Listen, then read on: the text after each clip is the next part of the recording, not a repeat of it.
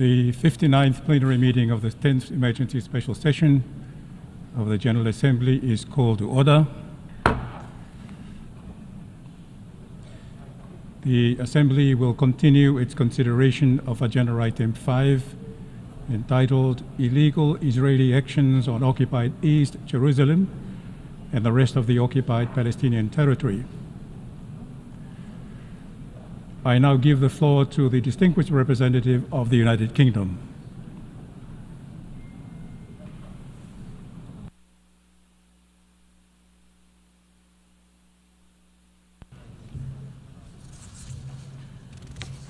Thank you, President. It has now been over 400 days since Hamas's abhorrent attacks on Israel on the 7th of October 2023. Over 400 days that the hostages have been cruelly held in captivity. At the outset, I want to make clear the UK's unequivocal call for the immediate release of the hostages, including British citizen Emily Damari.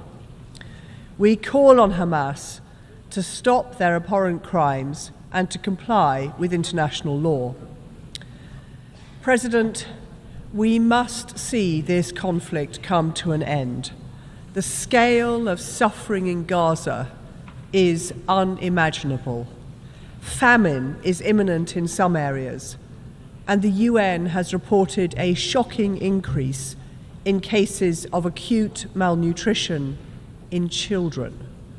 Lack of access to medical treatment will only compound this devastating issue.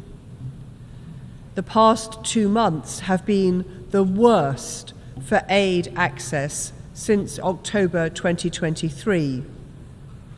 International obligations are abundantly clear. The World Food Programme report found that for more than 50 days, barely any food has entered besieged areas. Israel must ensure sufficient aid reaches civilians in Gaza. I reiterate, there is no excuse for Israel's restrictions on humanitarian assistance. Urgent solutions are required now to prevent the very worst from unfolding. We also remain deeply concerned about civilian deaths and damage to civilian infrastructure caused by IDF activity. In North Gaza, Kamal Adwan Hospital has recently come under fire, and seriously injured and sick children remain trapped. Israel must do much more to ensure civilians, medical personnel, and humanitarian workers are protected, and to ensure compliance with international humanitarian law. President, the United Kingdom voted for the draft resolution put to the Security Council on the 19th of November, which called for an immediate and unconditional ceasefire, as well as the immediate and unconditional release of hostages. We regret that the Council was unable to reach consensus. The UK remains resolute in our commitment to the vision of the draft resolution, and will keep working alongside our partners to bring this war to a close. Secure the release of the hostages. Deliver a huge scale-up in aid. Better protect civilians. And ensure that the UN can deliver in Gaza. That is why we intend to vote in favour of today's General Assembly resolution calling for these steps. The UK will carefully consider our position on any future accountability options produced in a report from the Secretary-General. The UK considers, however, that focus should remain on encouraging all parties to cooperate with existing mechanisms of accountability. With this in mind, the UK reiterates its unwavering support to the ICJ, while recognising their recent advisory opinion is, of course, not binding as a matter of international law, and that this resolution does not change that. In any event, there remains an imperative need for negotiations between all parties based on a two-state solution, recognising the relevant Security Council resolutions. The UK intends to vote in favour of the resolution in support of UNRWA. We unequivocally reject attempts to undermine or degrade UNRWA.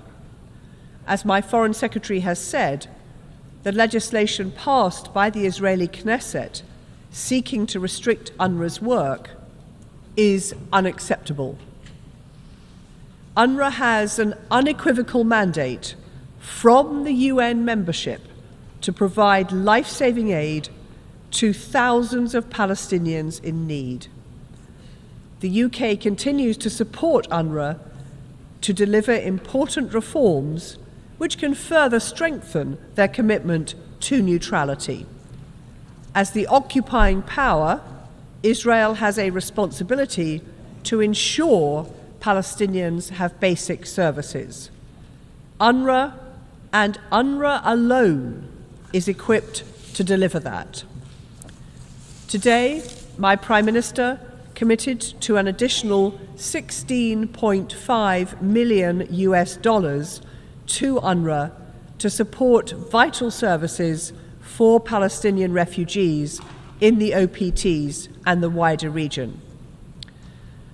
While the UK intends to vote in favour of this resolution, we wish to clarify that our position does not prejudge any future international legal determinations referenced in the text. President, a ceasefire, the release of hostages now held for over 400 days, and urgent steps to address the humanitarian crisis are more critical than ever. We are working urgently with our partners to deliver on this and to give the people of Gaza and of Israel the prospect of a peaceful future that they deserve. I thank you.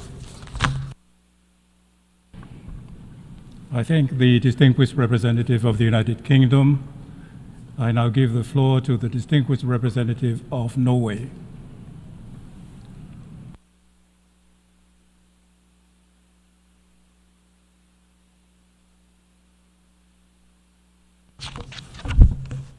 Thank you, President. The conflict between Israel and Hamas has led to enormous civilian suffering. Norway strongly regrets that the UN Security Council in November again failed to unite on a resolution calling for ceasefire in Gaza. We need an unconditional and permanent ceasefire now. All remaining hostages must be released immediately. Unrestricted provision of necessary humanitarian aid must be provided to the people of Gaza without delay. Israel's massive warfare has left Gaza in ruins. We see a staggering number of civilians being killed and injured, including women and children, every day. This is completely unacceptable and must stop. Israeli authorities continue to impede access to food and necessary emergency aid, despite their obligation to secure unimpeded access, both into and internally in Gaza. The risk of famine has been imminent for a long time, especially in northern part of Gaza. Norway emphasizes in this regard that starvation of civilians as a method of warfare may constitute a war crime. President, for more than 1 year, the Israeli government has systematically obstructed UNRWA. the backbone of the humanitarian response in Gaza, and other organizations providing aid in carrying out their work. The Knesset legislation adopted on 28 October aims to prevent UNRWA from working in Palestine, effectively crippling the key actor in the middle of a humanitarian catastrophe. Norway condemns these decisions and urges Israel to repeal them. Through these measures, Israel jeopardizes the lives of countless Palestinians, the stability of the region, and ultimately the security of both Israelis and Palestinians. On behalf of a cross-regional group of countries, Norway will put forward a draft resolution to the UN General Assembly requesting the International Court of Justice to give an advisory opinion on Israel's obligations to facilitate humanitarian assistance and other kinds of aid to the Palestinian population delivered by the UN, international organizations, and state. And in fact, this resolution is being uploaded to e-delegate as I speak, and I invite you to co-sponsor it. Because no country is exempt from its international legal obligations. No country is above the law. If we, the international community, do not stand up against those who deliberately undermine international law, we are heading down a very dangerous path. We continue to remind Israel of their obligations under international law, including the provisional measures imposed by the ICJ. President, in September here in New York, Saudi Arabia, the EU, and Norway launched a global alliance for the implementation of the two-state solution. The best way to bring about peace, stability, and security for Israel, for Palestine, and for the region is through the realization of the Palestinian state and the two-state solution. Lately, members of the Israeli government have openly been calling for applying sovereignty in the West Bank, a clear step towards illegal annexation. Norway condemns any action and rhetoric aimed at impeding the full realization of the Palestinian state and the two-state solution, including any attempt at demographic or territorial change in the Gaza Strip. Let us commit to taking concrete and irreversible steps towards a two-state solution. And for the record, Norway will support the two resolutions put forward today, and I thank you. I thank the distinguished representative of Norway. I now give the floor to the distinguished representative of the Democratic People's Republic of Korea.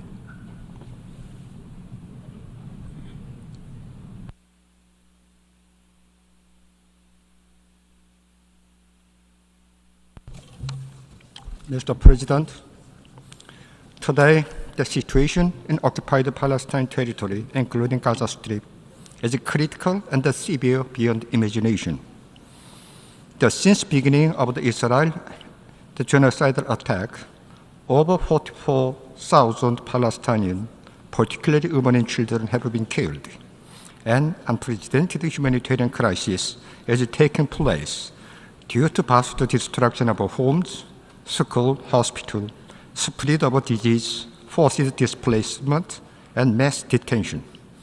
We express deep condolence to the Palestinian victims of the Israeli genocide and their bereaved family, and condemned in strongest terms of genocidal attack of Israel in occupied Palestinian territory in flagrant violation of the UN Charter and international law.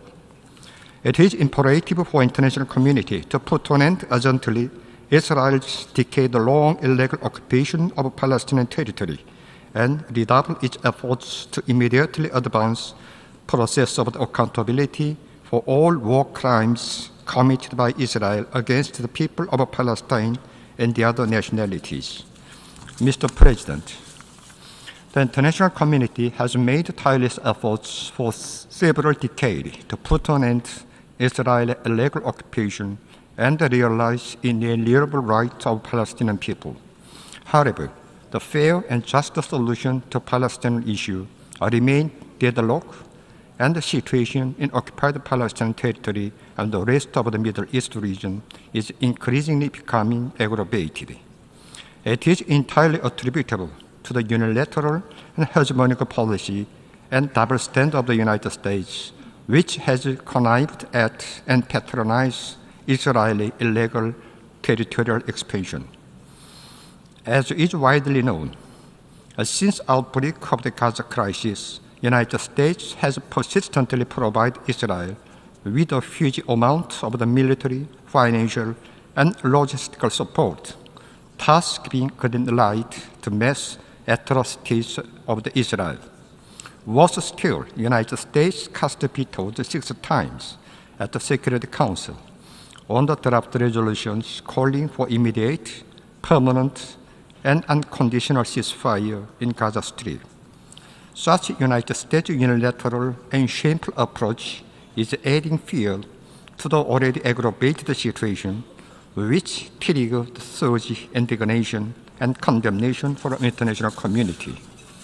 The above fact clearly proves that it is none other than the United States that desperately obstruct the peaceful settlement of a Palestinian issue eagerly aspired by the international community. As long as the United States continues to resort to biased and double-dealing behavior of patronizing and backing Israel's act of territorial extortion and mass killings, peace and stability can never settle down in the Middle East. The international community should resolutely denounce and reject the unilateral and double-standard moves of the United States to aggravate the situation of the region. It should take a decisive step to frustrate such United States moves through advanced solidarity and concerted actions. In conclusion, we reaffirm our commitment to support for and solidarity with the Palestinian people in their just struggle to terminate Israel's illegal occupation and to realize their inalienable rights, including self-determination and establishment of an independent state with East Jerusalem as its capital. Also, we fully support accession of the state of Palestine as a full-fledged UN member state. I thank you.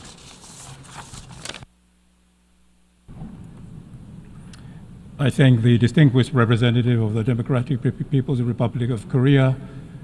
I now give the floor to the distinguished representative of Zimbabwe.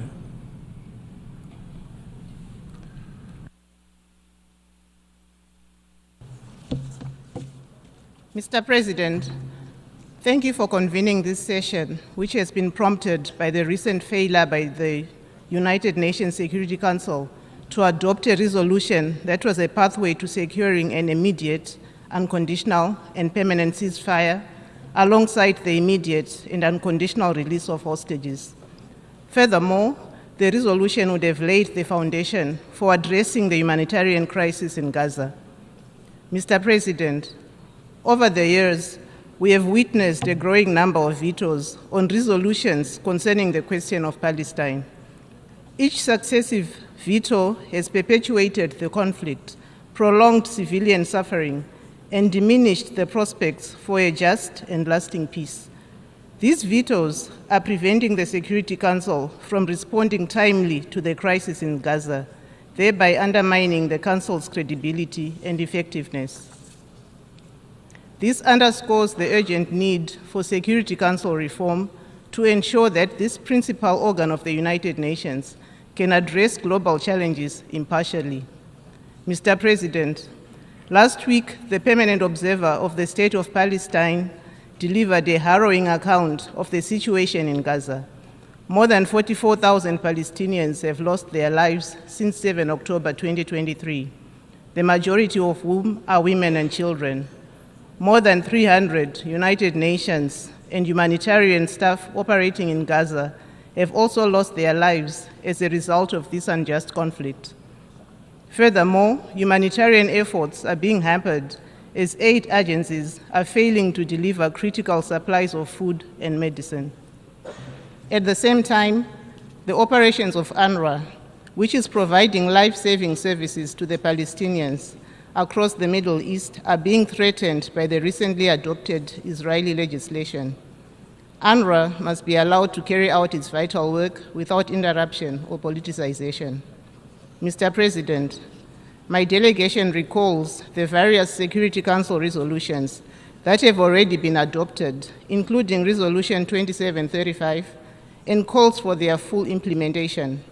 The full implementation of these binding resolutions will affirm the Palestinians' rights to self-determination, alleviate the humanitarian crisis, end the occupation, promote regional stability, unlock the economic potential in Palestine, and reaffirm our commitment to international law, human rights, and the UN Charter. Mr. President, as I conclude, my delegation reaffirms its unwavering solidarity with the Palestinian people and its commitment to their right to self-determination, peace, and dignity. I thank you. I thank the distinguished representative of Zimbabwe. I now give the floor to the distinguished representative of Sierra Leone.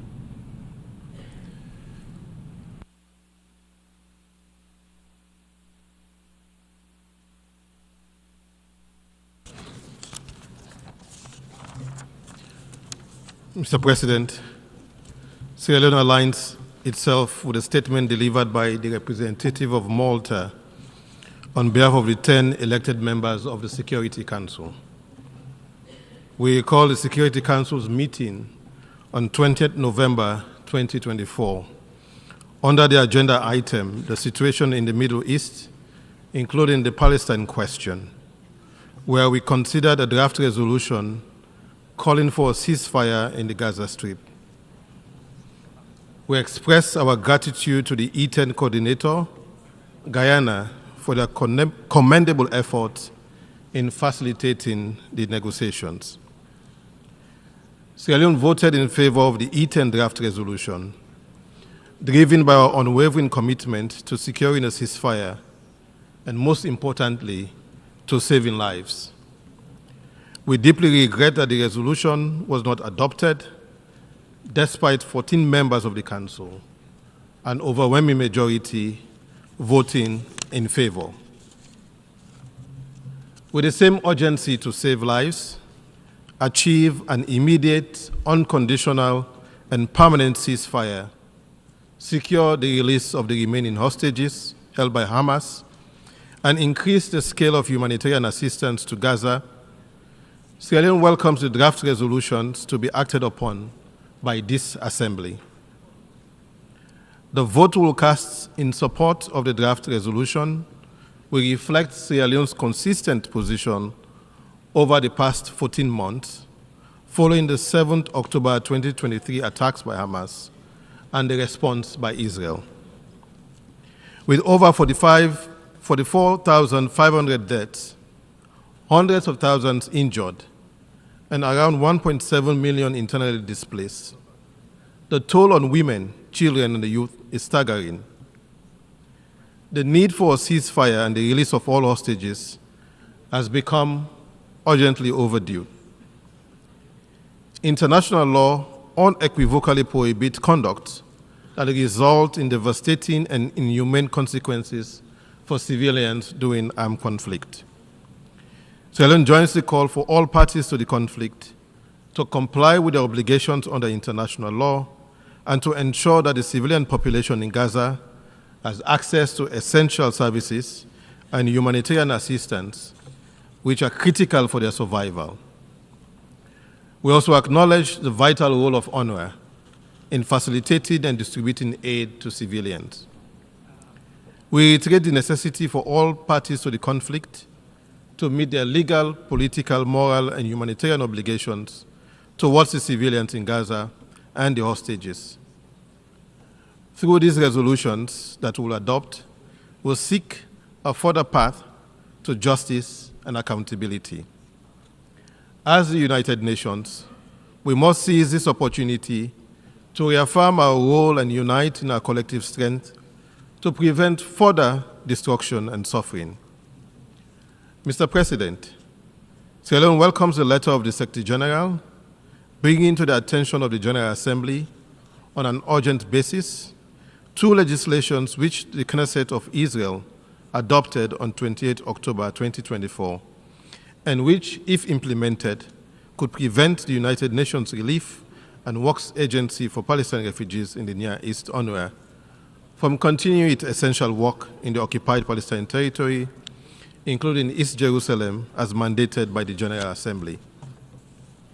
We note with concern, and as highlighted in the Secretary General's letter, that these legislations, if implemented, could have serious implications for UNRWA's ability to carry out its activities in the occupied Palestinian territory and more broadly in the region as mandated by this Assembly.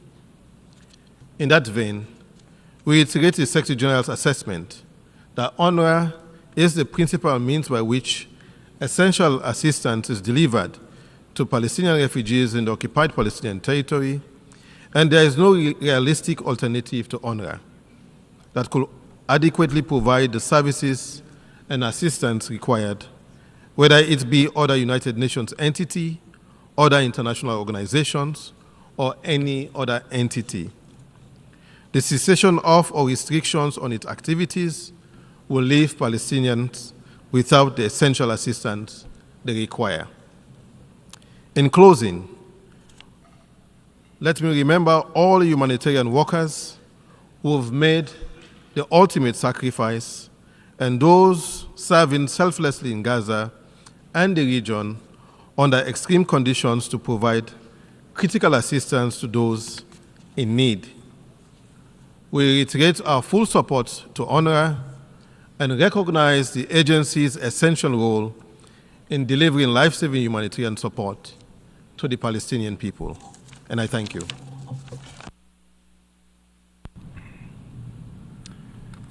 I thank the distinguished representative of Sierra Leone. I now give the floor to the distinguished representative of Angola.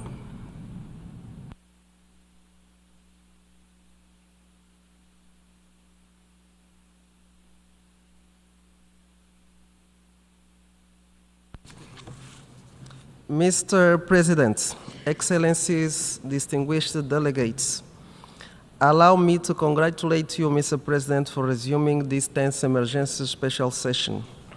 Angola aligns itself with the statement delivered by Uganda on behalf of non-aligned movements. I'll make some additional remarks in my national capacity. Mr. President, the resumption of this emergency special session takes place in a very challenging time and complex context, particularly due to the strategic concerns and regional implications in the political and diplomatic environment in the Middle East, and the grave deterioration of the humanitarian and security situation in the Gaza Strip. While we meet at this emergency special session, millions of civilians are suffering and dying every day. In this conflict, there are no winners. All are victims. Civilians, majority women and children, are paying a heavy price, losing everything in many occasions, including their own lives. We condemn terrorism in all its forms and manifestations, regardless of its motivation or actors. Moreover, we call on all concerned parties to the Gaza conflicts to exercise the utmost restraint, put an end to all hostilities immediately, and fully abide by international law, including international humanitarian law. Mr. President, this conflict needs to come to an end. The immediate implementation of ceasefire can no longer wait. Full and unlimited humanitarian assistance must be granted. All hostages must be released unconditionally. The time for our collective action is now for the sake of those in the Gaza Strip who see these organizations as their very last hope to achieve peace and stability. UNRWA has been providing for education and providing life-saving assistance to more than 500,000 Palestinian children in the occupied territories, mainly through the nearly 700 schools it operates. In this context, the cessation or restriction of the activity of UNRWA would leave Palestinian refugees without the essential assistance that they require. The Republic of Angola expressed, therefore, its concern about the dire humanitarian situation in the Gaza Strip and considers that any move to prevent the presence of UNRWA undermines fundamental human rights, including the right to life, health, food, water, and sanitation, and increases the tension in this very volatile region. Mr. President, the United Nations, namely the Security Council, must take concrete steps to implement its own resolutions by creating the independent sovereign state of Palestine. Angola reaffirms the rights of the Palestinian people to self-determination, including the right to have an independent state, and calls on the Security Council to admit Palestine as a UN full member. We believe that the two-state solution is the only viable option to end the Israeli-Palestinian conflict. It provides the foundation for the existence of the State of Israel and the State of Palestine, living close together in peace and harmony, cooperating in normal way as is supposed to happen between neighboring countries that share common borders and opportunity for bilateral cooperation. Thank you, Mr. President. I thank the distinguished representative of Angola. I now give the floor to the distinguished representative of Bahrain.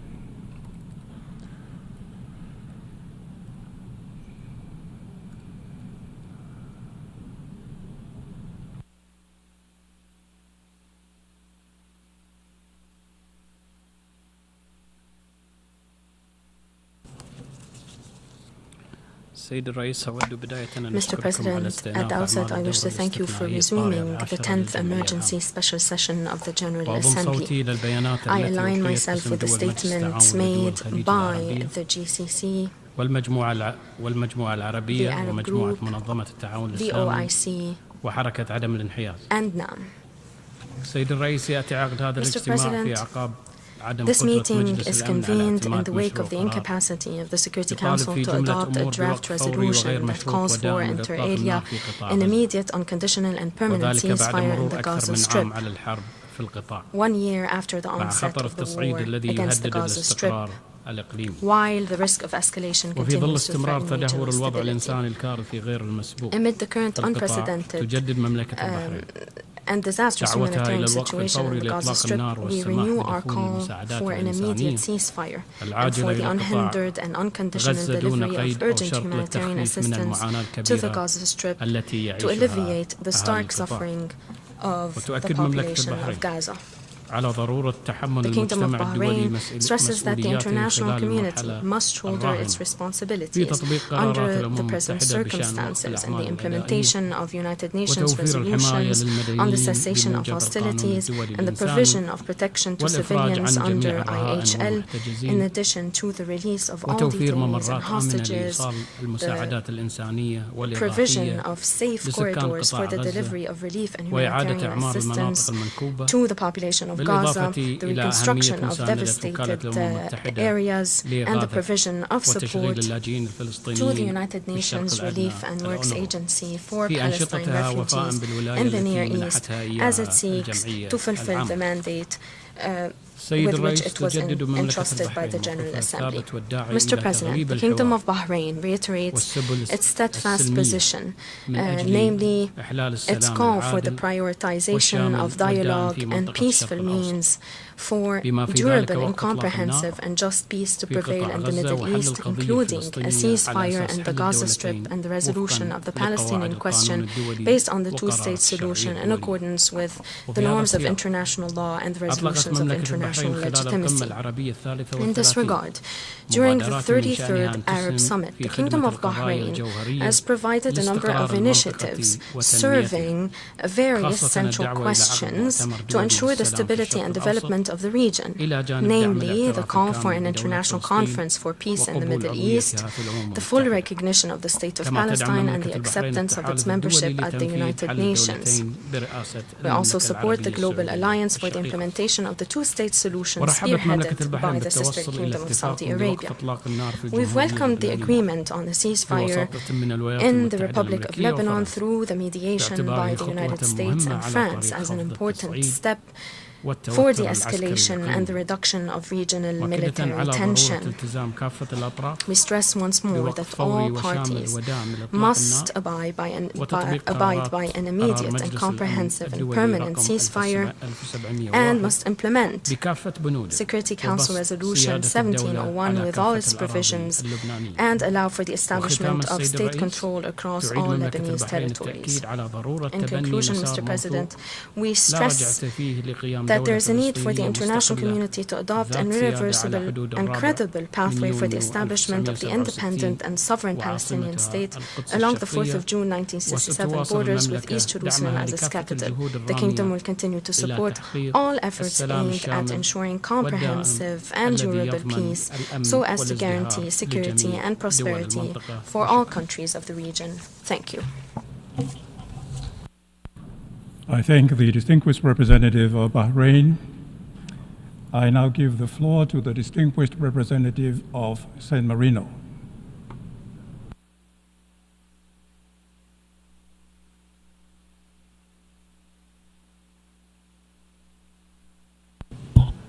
Mr. President, I thank you for convening this emergency special session following the veto cast in the Security Council on 20 November in accordance with General Assembly Resolution 76/262.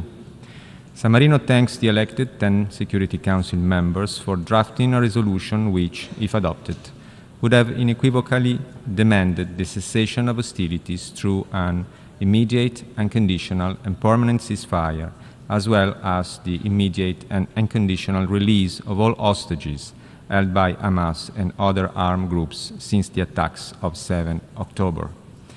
We deeply regret that the text was vetoed. The Security Council must fulfill its responsibility and take action in order to put an end to the destruction in Gaza. Without a rapid and collective action, civilians will continue to pay the burden of this conflict. San Marino reiterates its call for an immediate ceasefire in Gaza. Mr. President, San Marino also reiterates its condemnation of the horrible terrorist attacks by Hamas on 7 October 2023, calls for the immediate and unconditional release of all hostages, and recognizes Israel's right to defend itself in line with international law. We deplore the unacceptable number of civilian casualties, especially women and children in Gaza and the West Bank, as well as the catastrophic levels of hunger and imminent risk of famine caused by the insufficient entry of aid into Gaza following Israel's response to these attacks. Rapid, safe, and unimpeded humanitarian access is an obligation under international law. It is essential to ensure urgent humanitarian aid to quickly reach the Palestinian population. In this respect, let me underscore the importance of UNRWA, which provides essential humanitarian assistance to millions of people in Gaza and the West Bank, including East Jerusalem. San Marino is deeply concerned with the recent developments that would hinder the crucial mandate of UNRWA, and we condemn any action aiming at obstructing this agency's capacity to fulfill its mandate. Mr. President, we reiterate our call to all parties to comply with their obligation under humanitarian human rights law and international humanitarian law, including the principle of protection of civilians and their infrastructures, of medical facilities, schools, and UN premises. There must be accountability for any violation of international law on all sides. In this respect, we reiterate our full support to the ICC, whose work is crucial in the fight against impunity for genocide and crimes against humanity. Moreover, San Marino highlights the need to fully implement the International Charter of Justice orders. Mr. President, San Marino remains committed to the realization of a lasting and sustainable peace based on a two-state solution under which two states, Israel and Palestine, live side by side in peace and security and mutual recognition. The international community must work together in order to restore hope and security to Israelis and Palestinians through a renewed peace process. In this respect, we welcome the decision of holding an international conference under UN auspices next June. Mr. President, San Marino will vote today in favor of the two resolutions. Thank you very much. I thank the distinguished representative of San Marino. I now give the floor to the distinguished representative of Papua New Guinea.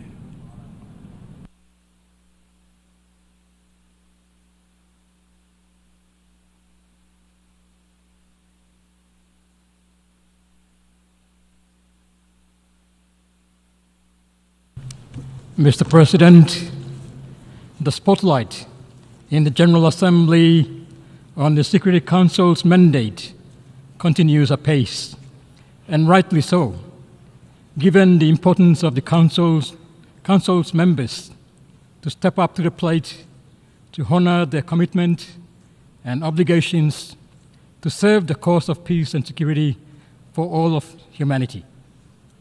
Papua New Guinea is well cognizant of the outcome of the Council's meeting last month that necessitated the continuation today of the General Assembly's dialogue.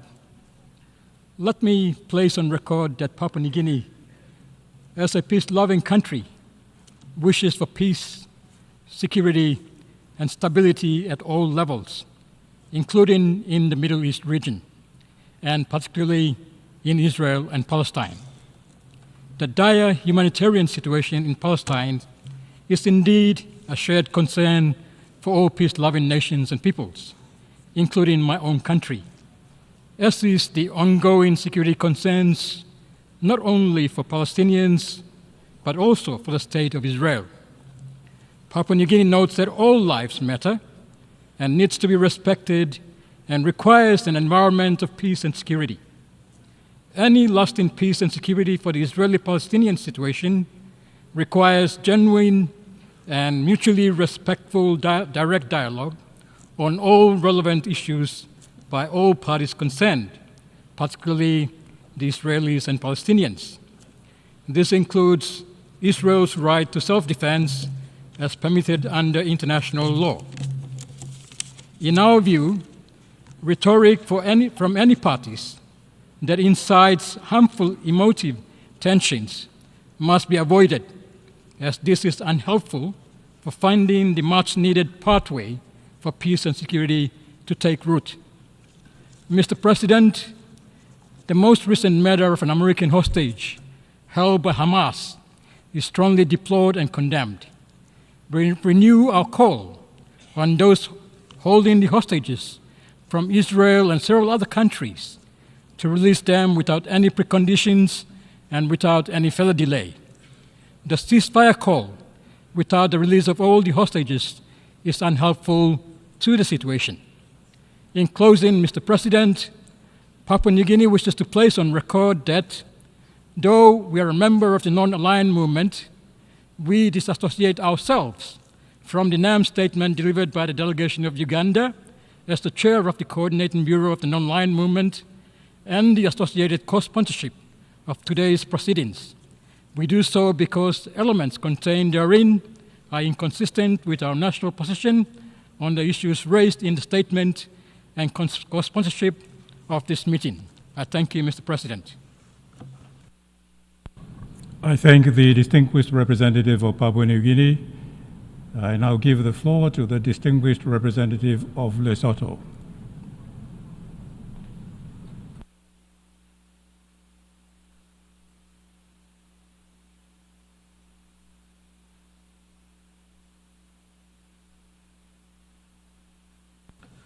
Mr. President, Excellencies, distinguished delegates, Lesotho aligns itself with the statement delivered by the Republic of Uganda on behalf of the Non-Aligned Movement at the opening of this session.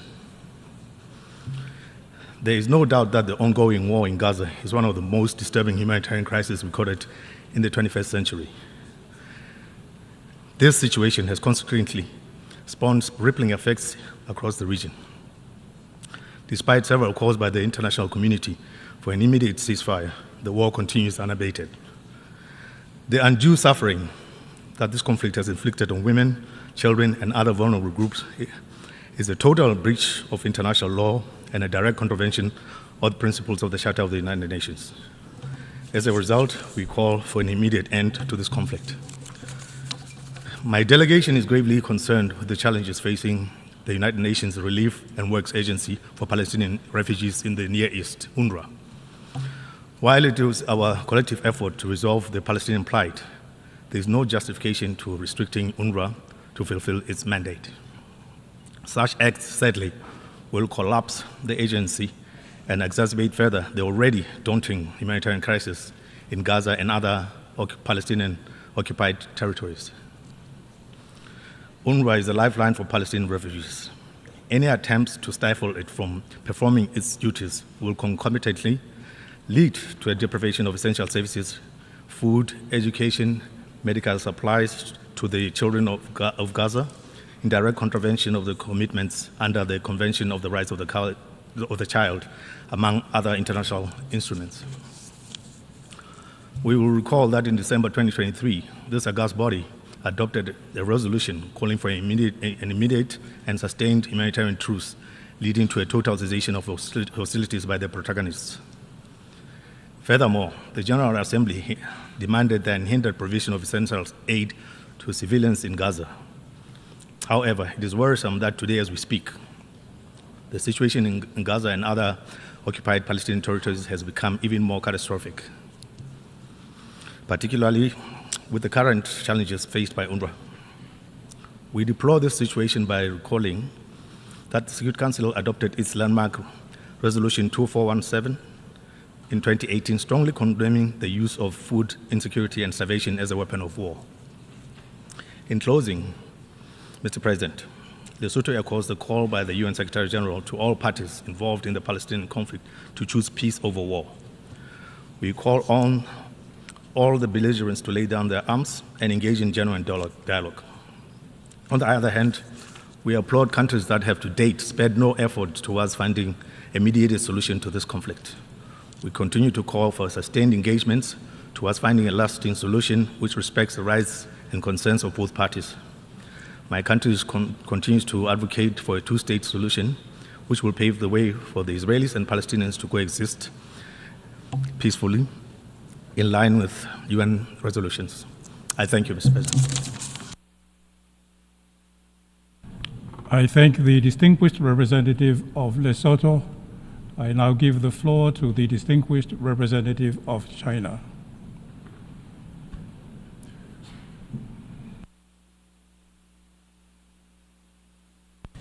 主席，我们今天在这座大厅里举行紧急特别联大，是由于美国一再独家行使否决，导致安理会陷于瘫痪，始终不能采取必要行动推动加沙停火。美国在巴勒斯坦问题上滥用否决权。 完全没有正当理由。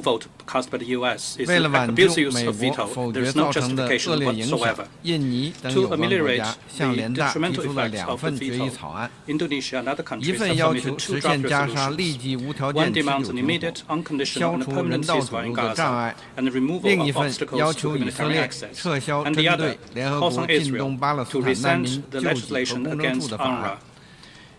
保障工程处正常运行，并呼吁国际社会加大对工程处的支持。2项决议草案代表了国际社会的正义呼声，中方将投赞成票。加沙冲突延宕14个月，加沙被炸成废墟。 4万多巴勒斯坦民众被夺去生命，幸存者被剥夺最基本的生存物资，在绝望中挣扎。在这场空前的灾难中，我们看到无差别的狂轰滥炸和对平民生命的漠视达到了骇人听闻的程度。We witnessed certain countries' unscrupulous moves to condone and shield its ally. We have noticed the selective application of the international law and the use of double standards, the likes of which we have never seen before. One cannot help but wonder, have the rules and systems established by the UN over its 80 years of existence have become completely irrelevant and useless? Is the world going back to the age where the law of the jungle ruled the day? Our answer is this. The world cannot go back to the age of the jungle, nor should the law of the jungle become the new normal. We must push for an immediate and unconditional ceasefire in Gaza. A ceasefire is a prerequisite for saving lives and restoring peace. Linking the ceasefire to other issues, or even conversely, setting preconditions for a ceasefire, in fact, is tantamount to green-lighting the continuation of war and condoning the continuation of killing. We must uphold the authority of international law. There must be no exceptions in fulfilling obligations under international law. Israel, as the occupying power, must assume its obligations under the IHL and effectively remove all impediments to international to humanitarian access, ensuring the orderly distribution of goods throughout Gaza, and guarantee the safety and security of the humanitarian agencies and their personnel. Inter alia, we need to support and guarantee the normal functioning of UNGA. The agency is a source of support for millions of Palestinian refugees in the region. More importantly, for the people of Gaza, it is a lifeline that has no substitute. We urge Israel to cease its suppression and restriction imposed on humanitarian organizations such as UNRWA. We call on traditional donor countries to continue with their support to UNRWA and refrain from participating in the collective punishment of the Palestinian people. We must revitalize the two-state solution with utmost urgency, that two states living side by side and sharing security and development is the only way to achieve peace for Palestine and Israel. The international community should bolster support and provide assurance for the realization of the two-state solution. At present, it is necessary to help the Palestinians to strengthen their governance capacity and support them in reaching an agreement on the future arrangement for Gaza through internal consultations. At the same time, it is important to be vigilant and reject any unilateral moves that erode the foundation of the two-state solution, including further expansion of settlements in the West Bank and attempts to annex the West Bank. China supports the state of Palestine in becoming a full member of the UN. We support the holding of a larger-scale, more authoritative and more effective international peace conference to formulate a timetable and roadmap for the implementation of the two-state solution. China will continue to make unremitting efforts towards an early end to the fighting, restoration of peace in the region, and realization of comprehensive, just, lasting solution to the question of Palestine. Thank you, President. I thank the distinguished representative of China. I now give the floor to the distinguished representative of Finland.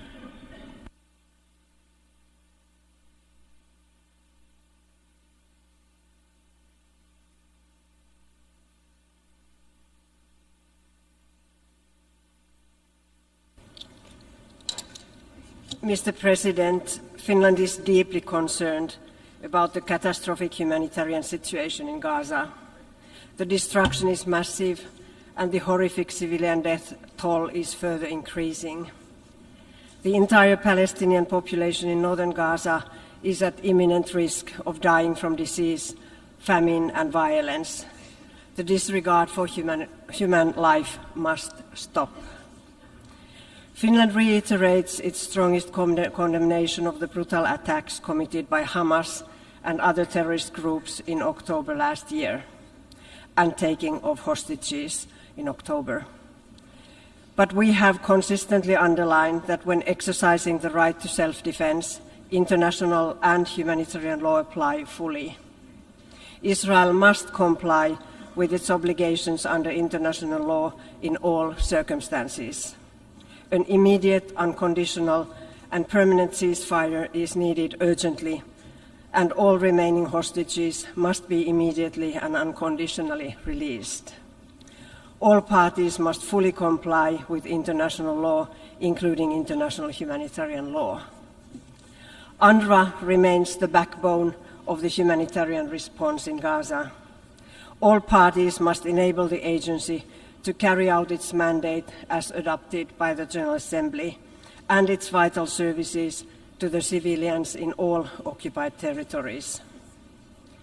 According to international humanitarian law, all parties to a conflict must allow and facilitate the provision of humanitarian assistance to affected populations. Israel, as the occupying power, has the duty to ensure that the basic needs of the occupied population are met. We call on Israel to enable full, rapid, safe and unhindered humanitarian access across the Gaza Strip. Finland's support to rules-based multilateralism with the UN at its core is unwavering.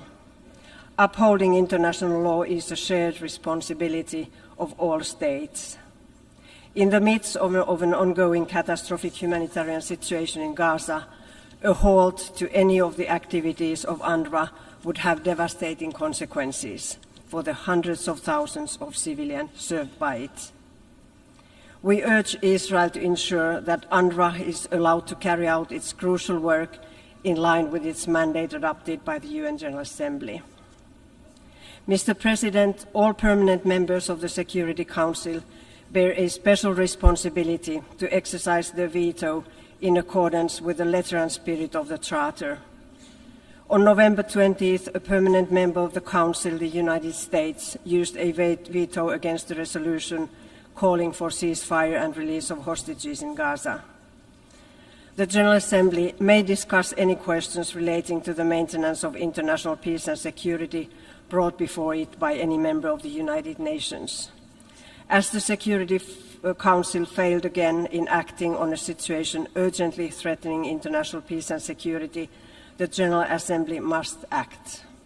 The situation in Gaza is too dire for the UN to remain silent. Palestinian civilians have borne the brunt of the humanitarian catastrophe in Gaza for over a year. Their suffering must stop. We, as the international community, must bear our responsibility in urging and assisting the parties to end this conflict and set up a credible process towards a negotiated two-state solution, which is the only way to bring a lasting peace and security to the Middle East. I thank you. I thank the distinguished representative of Finland. I now give the floor to the distinguished representative of Canada.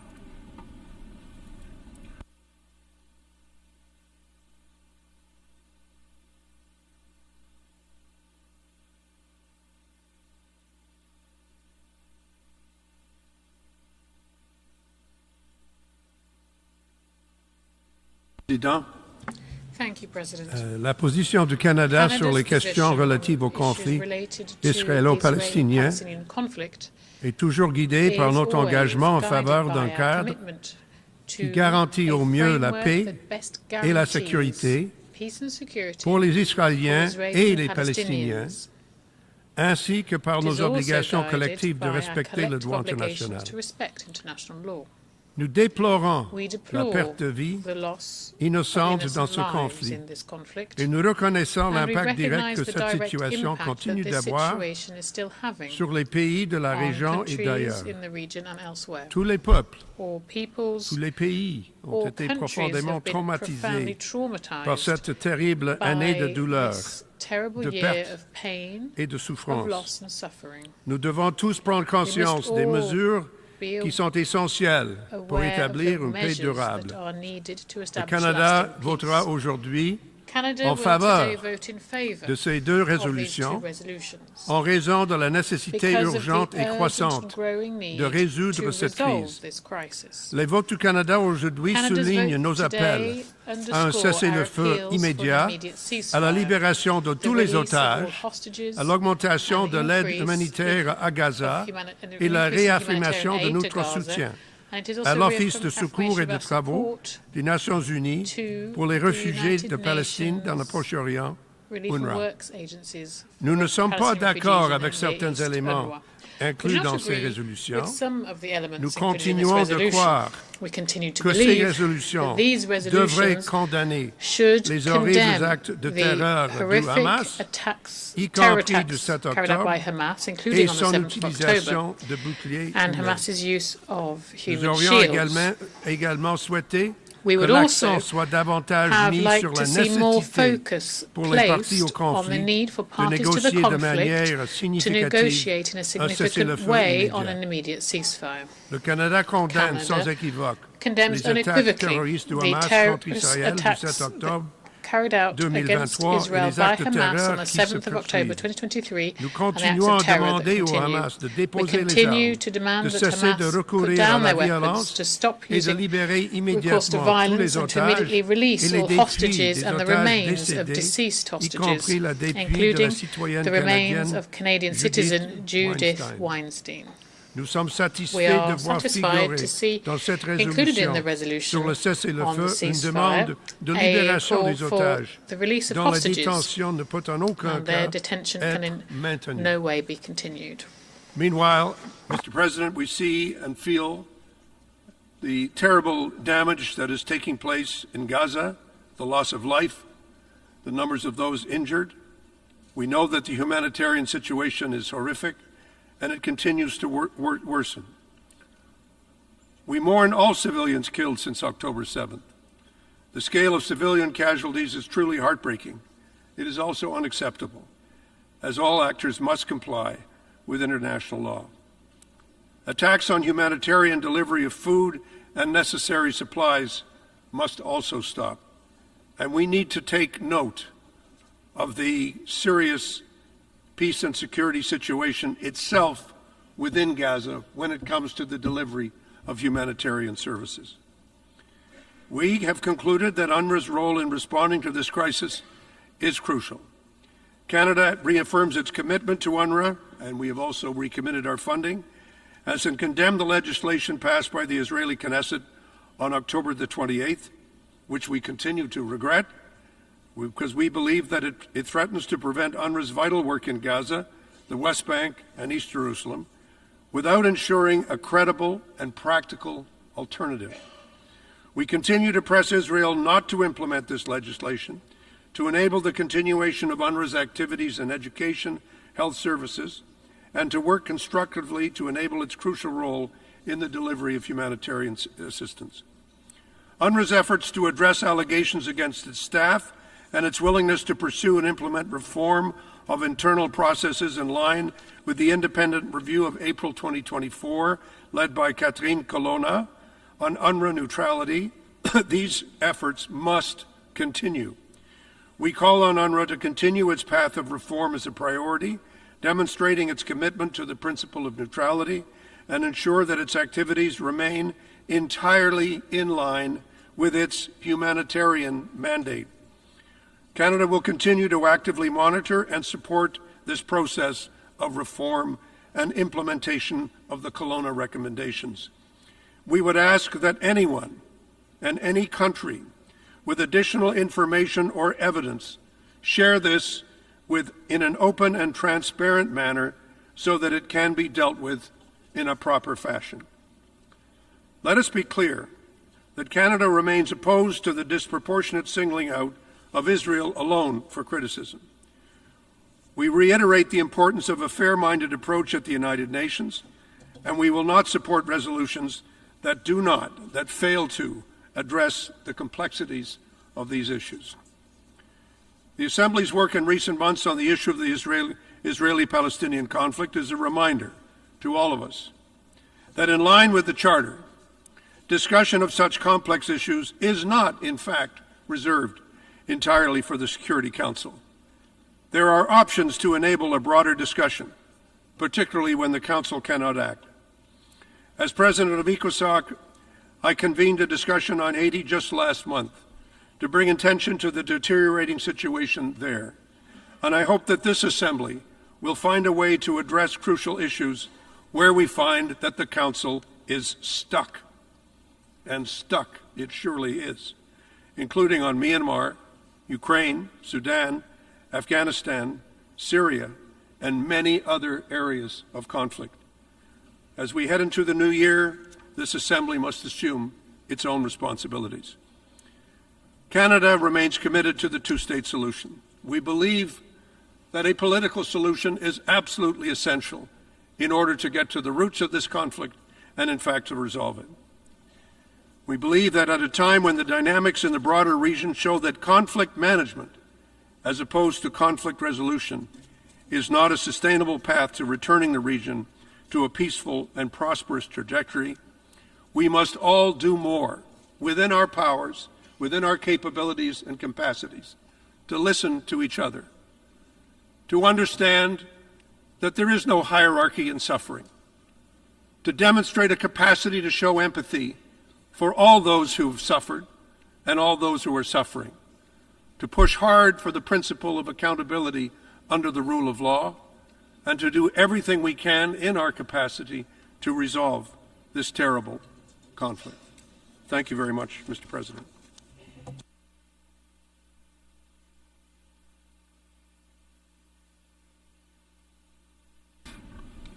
I thank the distinguished representative of Canada. We have heard the last speaker in the debate on this item. The General Assembly has thus concluded the stage of its consideration of Agenda Item 5.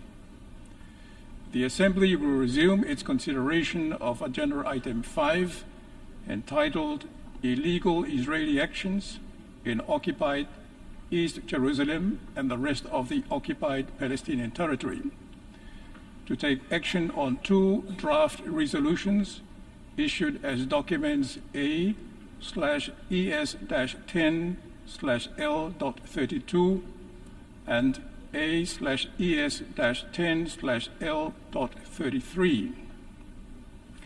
I give the floor to the distinguished representative of Ireland to introduce draft resolution A/ES-10/L.32.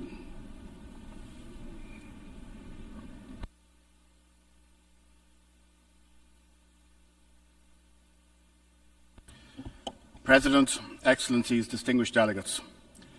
It is an honour for Ireland to introduce a draft resolution entitled Support for the Mandate of the United Nations Relief and Works Agency for Palestine Refugees in the Near East, UNRWA, as contained in document L32, which has been submitted to the General Assembly for adoption in this resumed 10th Emergency Special Session. At the outset, I want to thank all the 50+ Member States who have co-sponsored this resolution. We, the co-sponsors, present this draft resolution at a time of profound challenge to the continuity of UNRWA's operations and its life-saving assistance to millions of Palestine refugees, as well as to an important contribution to regional stability. We present this draft in the context of shocking developments in the occupied Palestinian territory, including East Jerusalem, and especially in the Gaza Strip over the past 14 months. Our action comes in the wake of appeals for decisive intervention by UN Secretary-General Antonio Guterres and UNRWA Commissioner-General Philippe Lazzarini. Earlier this week, the Secretary-General circulated a letter on enabling UNRWA to carry out its activities. This followed an extraordinary letter in October to the President of the General Assembly, in which Commissioner-General Lazzarini warned that the agency was under such physical, political and operational attack, unprecedented in the UN's history, that implementation of its mandate may become impossible without decisive action by this General Assembly. President, this draft resolution is the co-sponsor's response. We appeal to all states and members of the General Assembly to act with urgency and resolve to confirm your support for UNRWA's mandate. This is essential to avoid any interruption or suspension of UNRWA's vital humanitarian and development programmes, including education for hundreds of thousands of children. President, over the past 14 months, UNRWA has faced repeated attacks from Israel. It has been subject to attempts by the Israeli government to dismantle the agency and evicted from its premises in occupied East Jerusalem through the adoption of legislation by the Israeli Knesset. It has faced military attacks on its personnel and facilities and has been the target of a dangerous campaign of misinformation and disinformation. Commissioner-General Lazzarini warned in stark terms that the risk of the agency's collapse threatens the lives and the futures of individuals and communities, the stability of the region and the integrity of our multilateral system. We recall too that earlier this month, the Interagency Standing Committee, the highest level humanitarian coordination forum, called for a halt to the assault on Palestinians in Gaza and on those trying to help them. The committee warned of the disastrous impact of Israel's legislation against UNRWA, stating that, if implemented, such measures would be a catastrophe for the humanitarian response in Gaza, would be diametrically opposed to the UN Charter, and would have potentially dire impacts on the human rights of the millions of Palestinians depending on UNRWA's assistance, in violation of Israel's obligations under international law. They further outlined that there is no alternative to UNRWA. We echo their urgent warnings today. We underscore UNRWA's essential and irreplaceable role, as unequivocally reaffirmed in the shared commitments on UNRWA launched in July of this year. UNRWA's mandate is an integral part of the UN's long-standing responsibility on the question of Palestine. It will remain so until a just solution is found, including for the plight of the Palestinian refugees in line with Resolution 1943. It must be given the necessary political and financial support, including sustained and predictable funding, to ensure the continuity of its operations in Jordan, Lebanon, Syria and the occupied Palestinian territory, including East Jerusalem, without interruption or impediment, in accordance with the mandate conferred by this Assembly. We call on Israel not to implement the recent legislation against UNRWA and to cease all attempts to interfere, obstruct, undermine, dismantle or spread misinformation or disinformation about the agency. Israel must respect the agency's privileges and immunities as a UN entity, and it must fulfil its international legal obligations, including under international humanitarian law. President, we pay tribute to UNRWA staff for their dedicated service, even in the most dire conditions and at great personal danger to their own lives. We express our condolences to the families, friends and colleagues of the 252 UNRWA staff members tragically killed over the past year in the occupied Palestinian territory, the overwhelming majority in Gaza. This is the highest number of casualties suffered by humanitarians and by the UN in any conflict since the organisation's establishment, and we stress the imperative of ensuring accountability. We commend UNRWA's Commissioner General for his leadership and his staff for their tireless efforts to deliver on UNRWA's mandate and their commitment to uphold the humanitarian principles of neutrality, independence, impartiality and humanity, and to fully implement the recommendations of the Colonna report. The General Assembly must act swiftly to safeguard the mandate of UNRWA to ensure the well-being, development and protection of Palestine refugees in all 5 fields of operation, and to sustain its long-term investment in peace, pending the achievement of a just solution, including for the plight of the Palestine refugees. We must redouble our efforts to support the agency and to prevent any further obstruction of its indispensable and life-saving assistance in the face of the catastrophic situation in Gaza. The refugee population has suffered repeat dispossession, displacement and trauma for decades. UNRWA is indispensable to civilians facing military attack, hunger, disease, poverty, loss of learning and livelihoods, denial of humanitarian access, mass forced displacement and mass destruction of civilian infrastructure. It simply must be protected.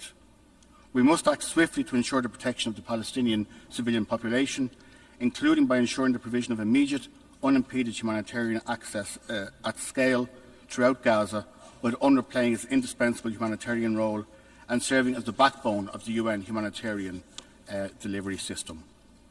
We must act now in line with our collective obligations under international law, including humanitarian and human rights law, to preserve UNRWA, a lifeline for the well-being, sustenance, hope and dignity of millions of refugees and displaced civilians. We must also make every effort to make a just and peaceful resolution of the Palestine question in all its aspects a reality, in accordance with international law and relevant UN resolutions. In closing, President, on behalf of the co-sponsors, Ireland calls on all states and members of the General Assembly to vote in favour of the draft resolution contained in document L32. We express our deep appreciation in advance to all delegations upholding their international legal obligations and rising to the historic responsibility we must all bear at this time of grave, grave crisis. I thank you, President. I thank the distinguished representative of Ireland. I give the floor to the distinguished representative of Indonesia to introduce draft resolution A/ES-10/L.33.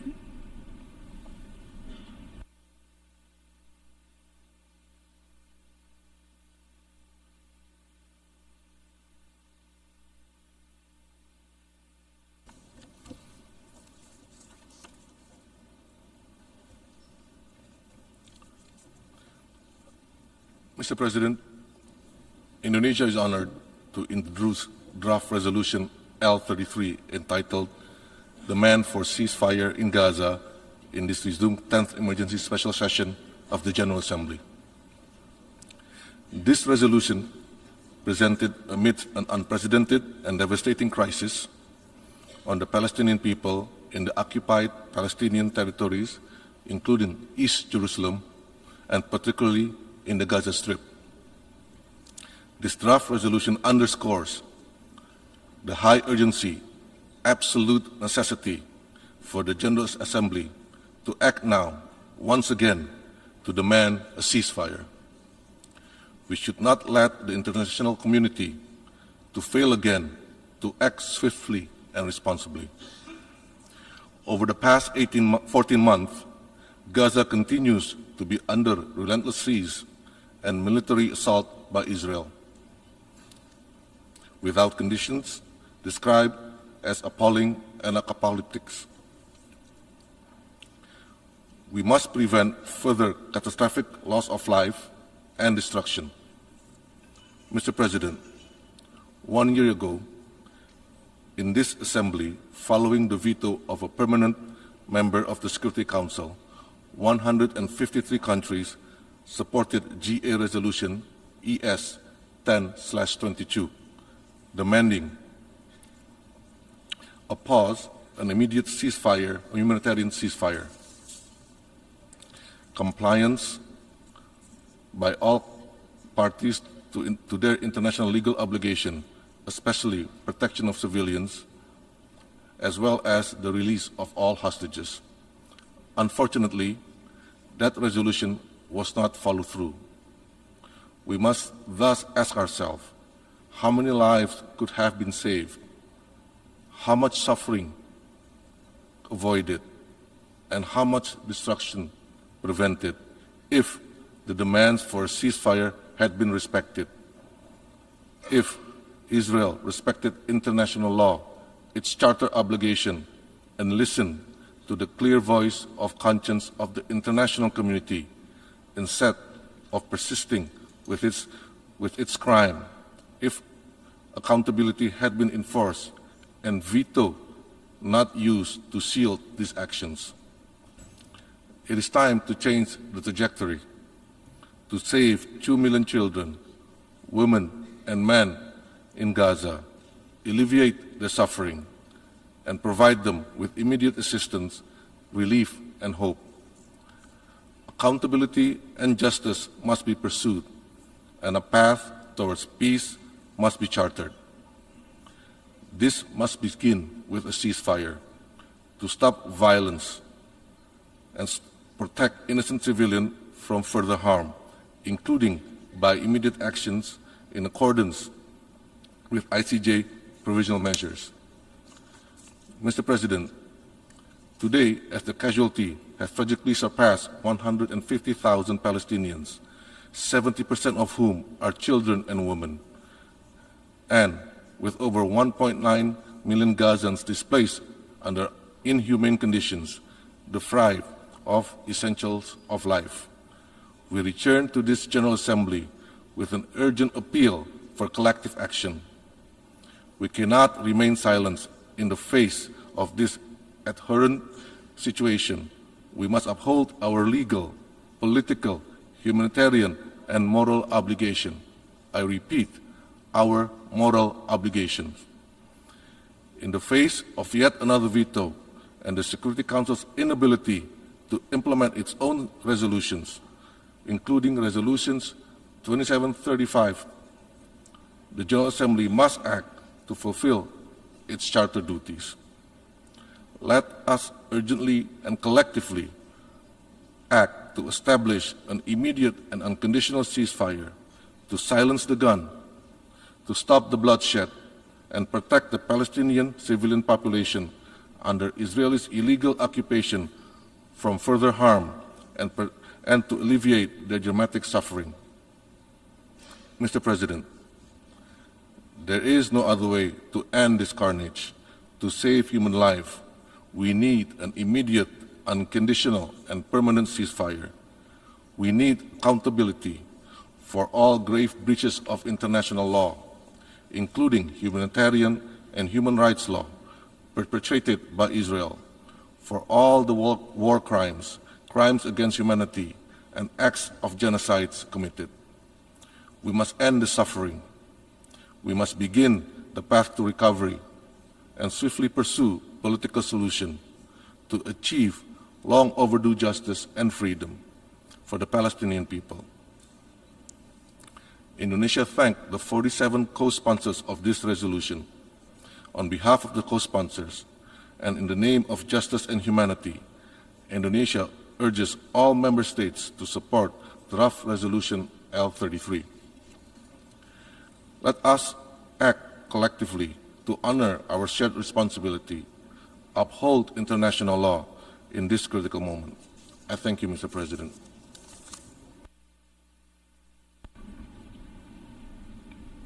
I thank the distinguished representative of Indonesia. We shall now proceed to consider draft resolutions A/ES-10/L.32 and A/ES-10/L.33.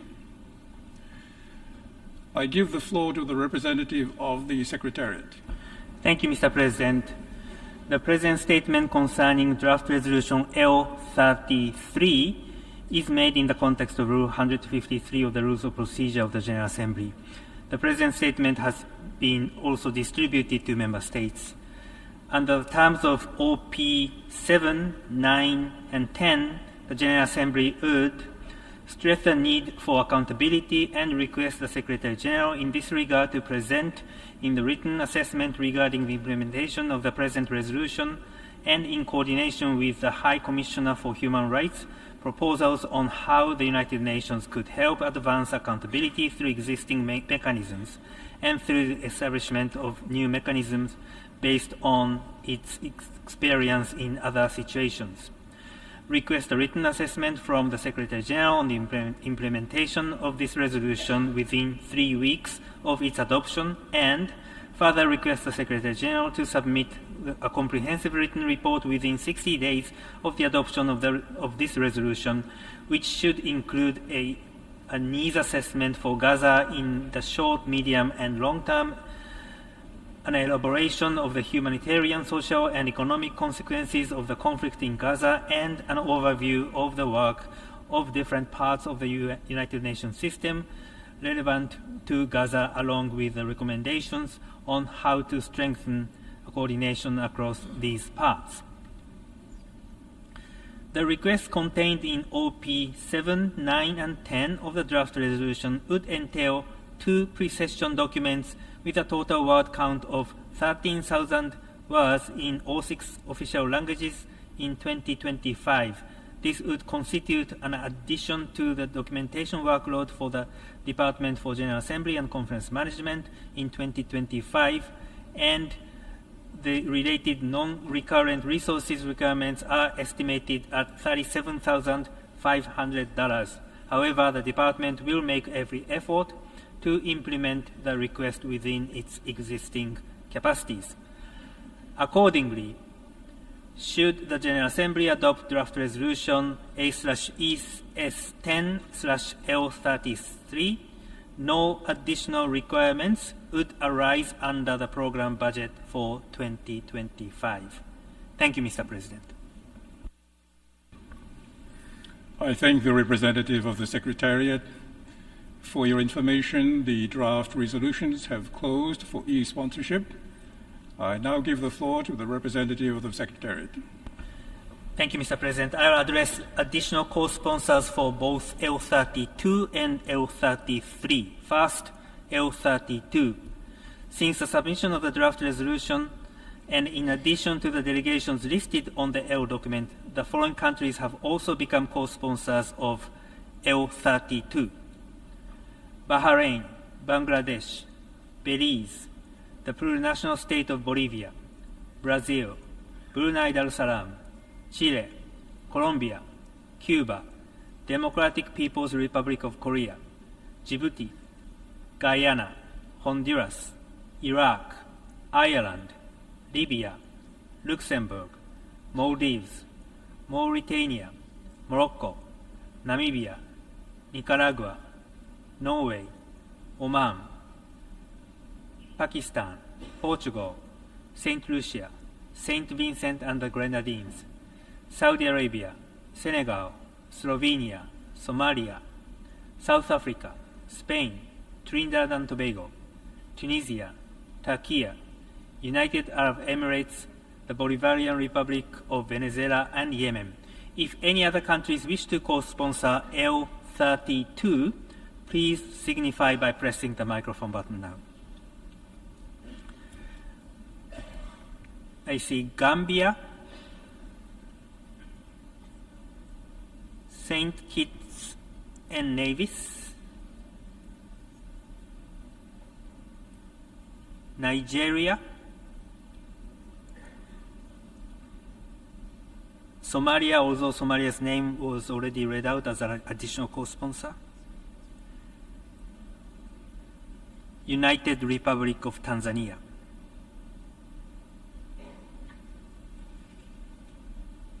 Now, I'll move to L33. Since the submission of the draft resolution, and in addition to the delegations listed on the L document, the following countries have also become co-sponsors of L33: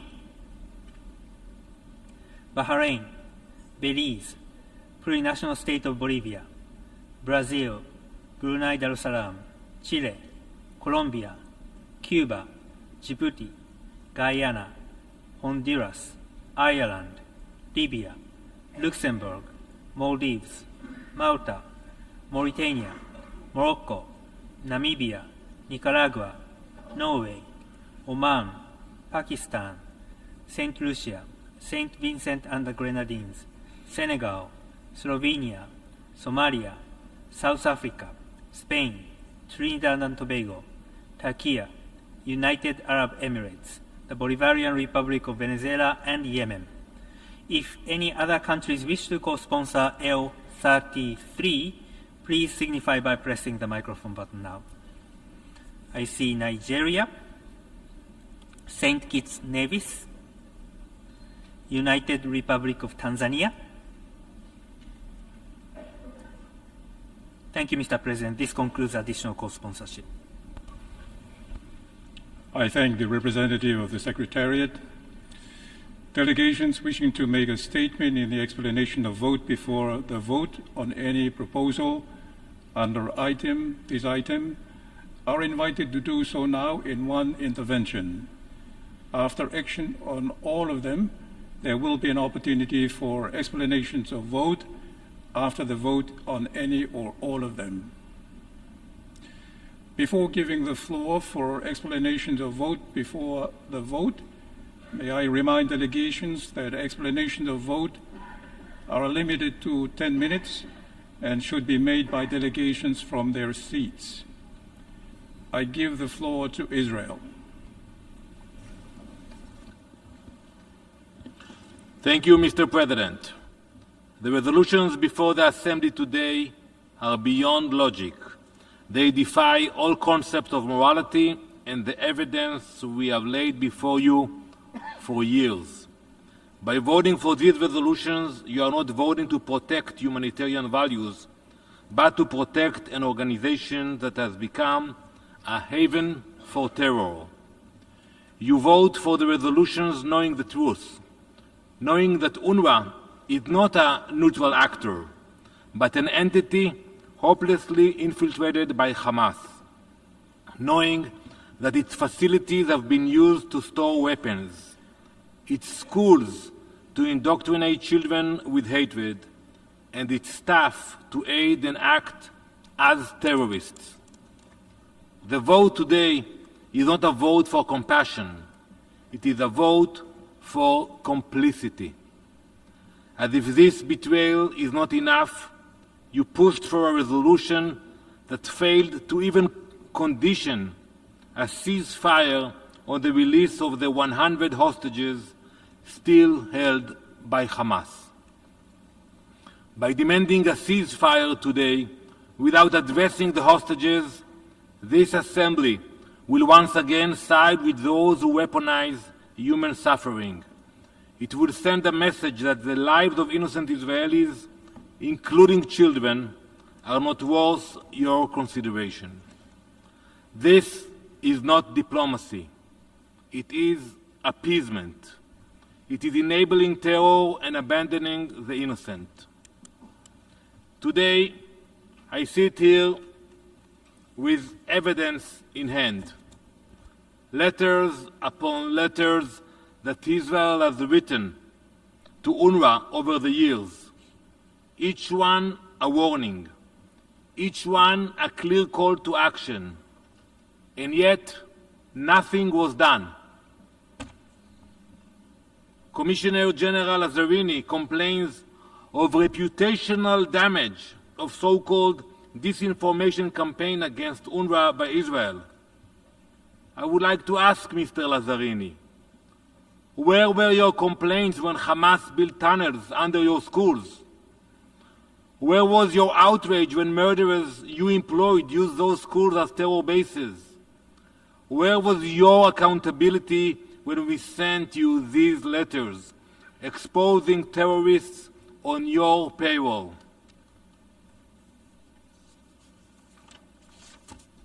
In my hand is a letter written in November 2003, 21 years ago, in which we warned about terrorists hiding, meeting, and even training in UNRWA facilities. UNRWA did not act. In 2011, 13 years ago, we warned UNRWA about Hamas operatives working in UNRWA schools. We even provided the names and IDs of 10 Hamas terrorists employed by UNRWA. Nothing was done. In fact, the last name on this list, Naji Salam Abu Aziz, was an UNRWA principal, believe it or not. Of course, no action was taken against him. In the meantime, this year, he allowed his school to be used as a launchpad for anti-tank missiles by his fellow Hamas terrorists. In 2017, a Hamas tunnel was discovered beneath an UNRWA school led by a principal who publicly pledged allegiance to Hamas. You again remained silent. Just this July, we provided the names of over 100 UNRWA employees who were members of Hamas or Palestinian Islamic Jihad. Again, nothing was done. These are only a few examples out of many over the decades. UNRWA's inaction speaks volumes. They did not act when we presented evidence. They did not act when Hamas turned schools into ammunition stores. They did not act when the lives of innocent Israelis were at stake. Now, the New York Times has recently confirmed what we have long known, and I urge you all to read this article in the New York Times. Hamas has infiltrated UNRWA at every level. It is simply a documented fact. To Hamas, UNRWA schools are, and I quote from Hamas's own documents, they call it the best obstacles to shield their terror operations. Gazan residents themselves have admitted to the New York Times that it is a, quote, open secret that Hamas operatives work in UNRWA schools. Some even carrying Kalashnikovs after class instead of textbooks. Yet, this Assembly rewards such complicity with continued funding and unwavering support. And now it seeks to demand a ceasefire without conditioning the release of the hostages still suffering in Hamas's dungeons. You will have abandoned them, you will have ignored their families, you will have emboldened their captures. To stand by UNRWA today is to stand by Hamas. The same Hamas that orchestrated the October 7 massacre, that butchered over 1,200 innocent people, and that still holds 100 hostages.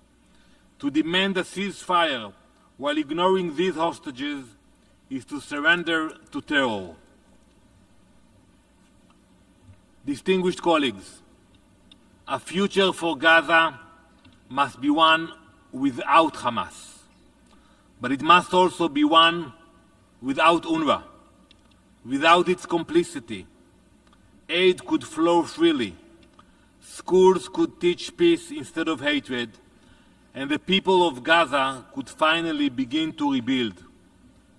This Assembly has a choice today: to confront terror and its enablers, or to appease them. If you choose to stand by UNRWA and abandon the hostages, you will have chosen appeasement. History will not forget this choice, and neither will we. Thank you, Mr. President. I thank Israel. I give the floor to Paraguay. Muchas gracias, señor presidente. Thank you very much, Mr. President. The delegation of Paraguay is grateful for the opportunity to be able to take the floor to explain our vote before the vote on draft resolution AES 10/L32 and L33. Mr. President, dear colleagues, Paraguay has renounced war, and we think it's beyond international law. And our country has also had its own experience of atrocities of armed conflicts, and our population knows the suffering that brings with it. That's why we advocate for peace and understanding between nations. We promote tolerance, and we reaffirm that the path to understanding is always dialogue. Mr. President, the path towards lasting peace and compliance with international humanitarian law means addressing the needs and demands of all parties affected and to take into account all points of view. On the contrary, otherwise, we will only be postponing a sustainable solution with everyone suffering. The fact that the proponents continue to include different measures to those that will bring about a ceasefire, the final goal of Resolution L33, are also insisting on condemning only one of the parties in the text, and that means that this has not reached greater support. We really want a peaceful solution to the situation that will support Israelis and Palestinians and find a balance in the situation. But the texts, we feel, do not provide that balance, and we cannot support them. Thank you. I thank Paraguay. I give the floor to the Marshall Islands. Thank you, Mr. President. Regarding a statement and explanation of UNGA draft resolution L33, titled Demand for Ceasefire in Gaza, the Republic of the Marshall Islands welcomed the recent ceasefire between Israel and Lebanon and mediating countries, and urges all parties to abide by its terms. Yet other areas of instability, violence, and repression and humanitarian crisis persist in Gaza and nearby. The fate of hostages remain unresolved. The underlying initial violence and brutal horror of Hamas's October 7 massacre must be condemned and acknowledged, and the perpetrators and collaborators brought to justice. However, this cannot be the retributive justification for for the further loss of tens of thousands of civilian lives and a humanitarian crisis. Ending civilian suffering and further loss of life in Gaza broadly requires an urgent ceasefire, unconditional release of hostages, addressing and accounting for the remains of dead hostages, and humanitarian assistance at scale, all elements put together before the UN Security Council. And most urgently, we remain nearly adrift, unclear on where, when, and what the intended endpoint is to this conflict and humanitarian crisis without achieving the above. We do not doubt the strongest efforts of many nations involved in working towards peace and ceasefire, and yet here we are again.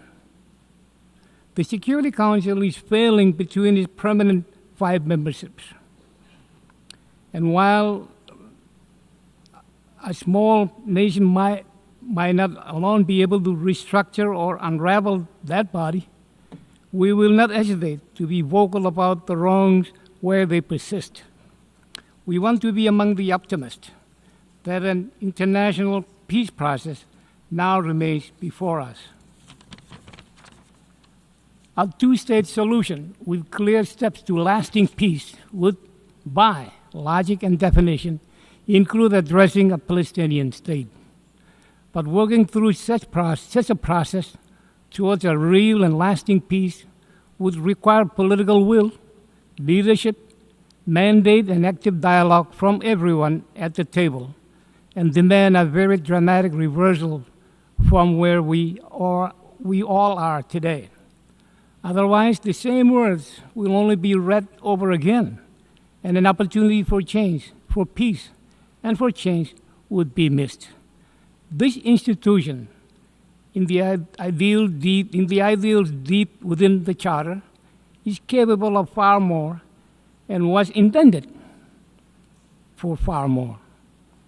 Regarding Resolution 32 on the UN Works Relief Agency, the Marshall Islands is concerned regarding the Israeli-Knesset severance of UNRWA relationship. Whatever the challenges or reform needs of UNRWA, there is also an urgent humanitarian crisis, one which has worsened since the start of the conflict. It is important that UNRWA functions as an objective UN entity and that there would be due accountability and appropriate management reform be addressed. However, the need for improvement is no justification for failing to address urgent humanitarian issues through any and all elected channels. I thank you.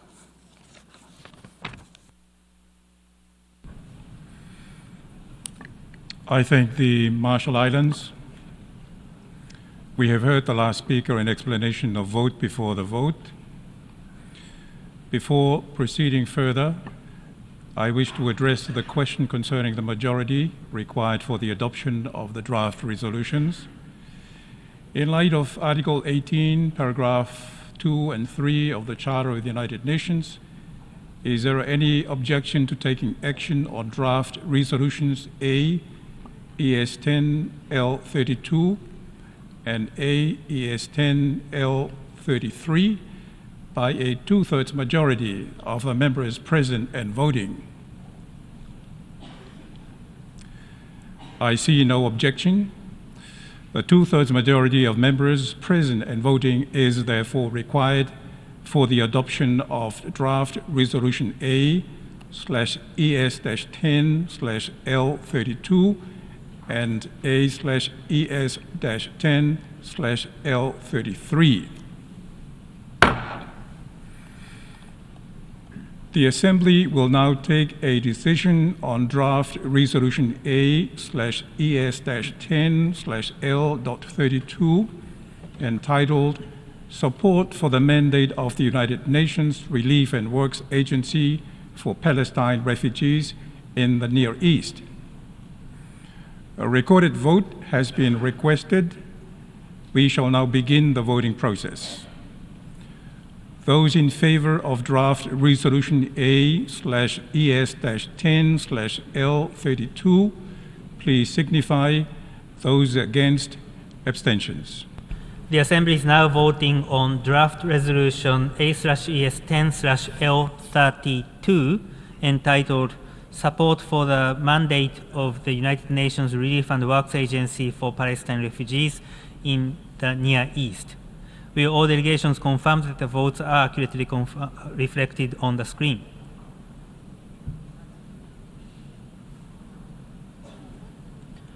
The voting has been completed. Please lock the machine.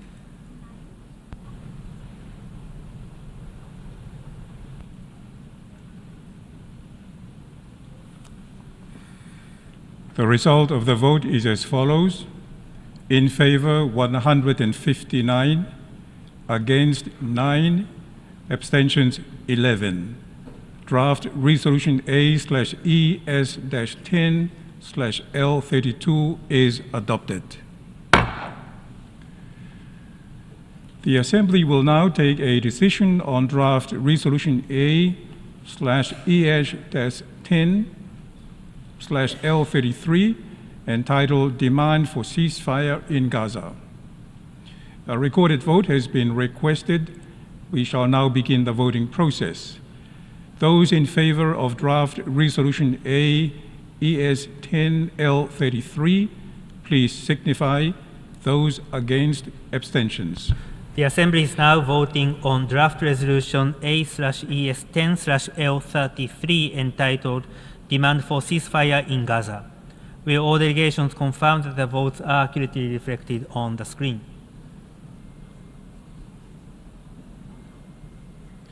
The voting has been completed.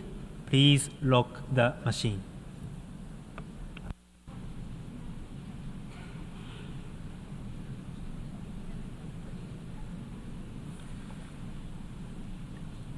The result of the vote is as follows. In favor, 158, against 9, abstentions 13. The draft resolution A/ES-10/L33 is adopted.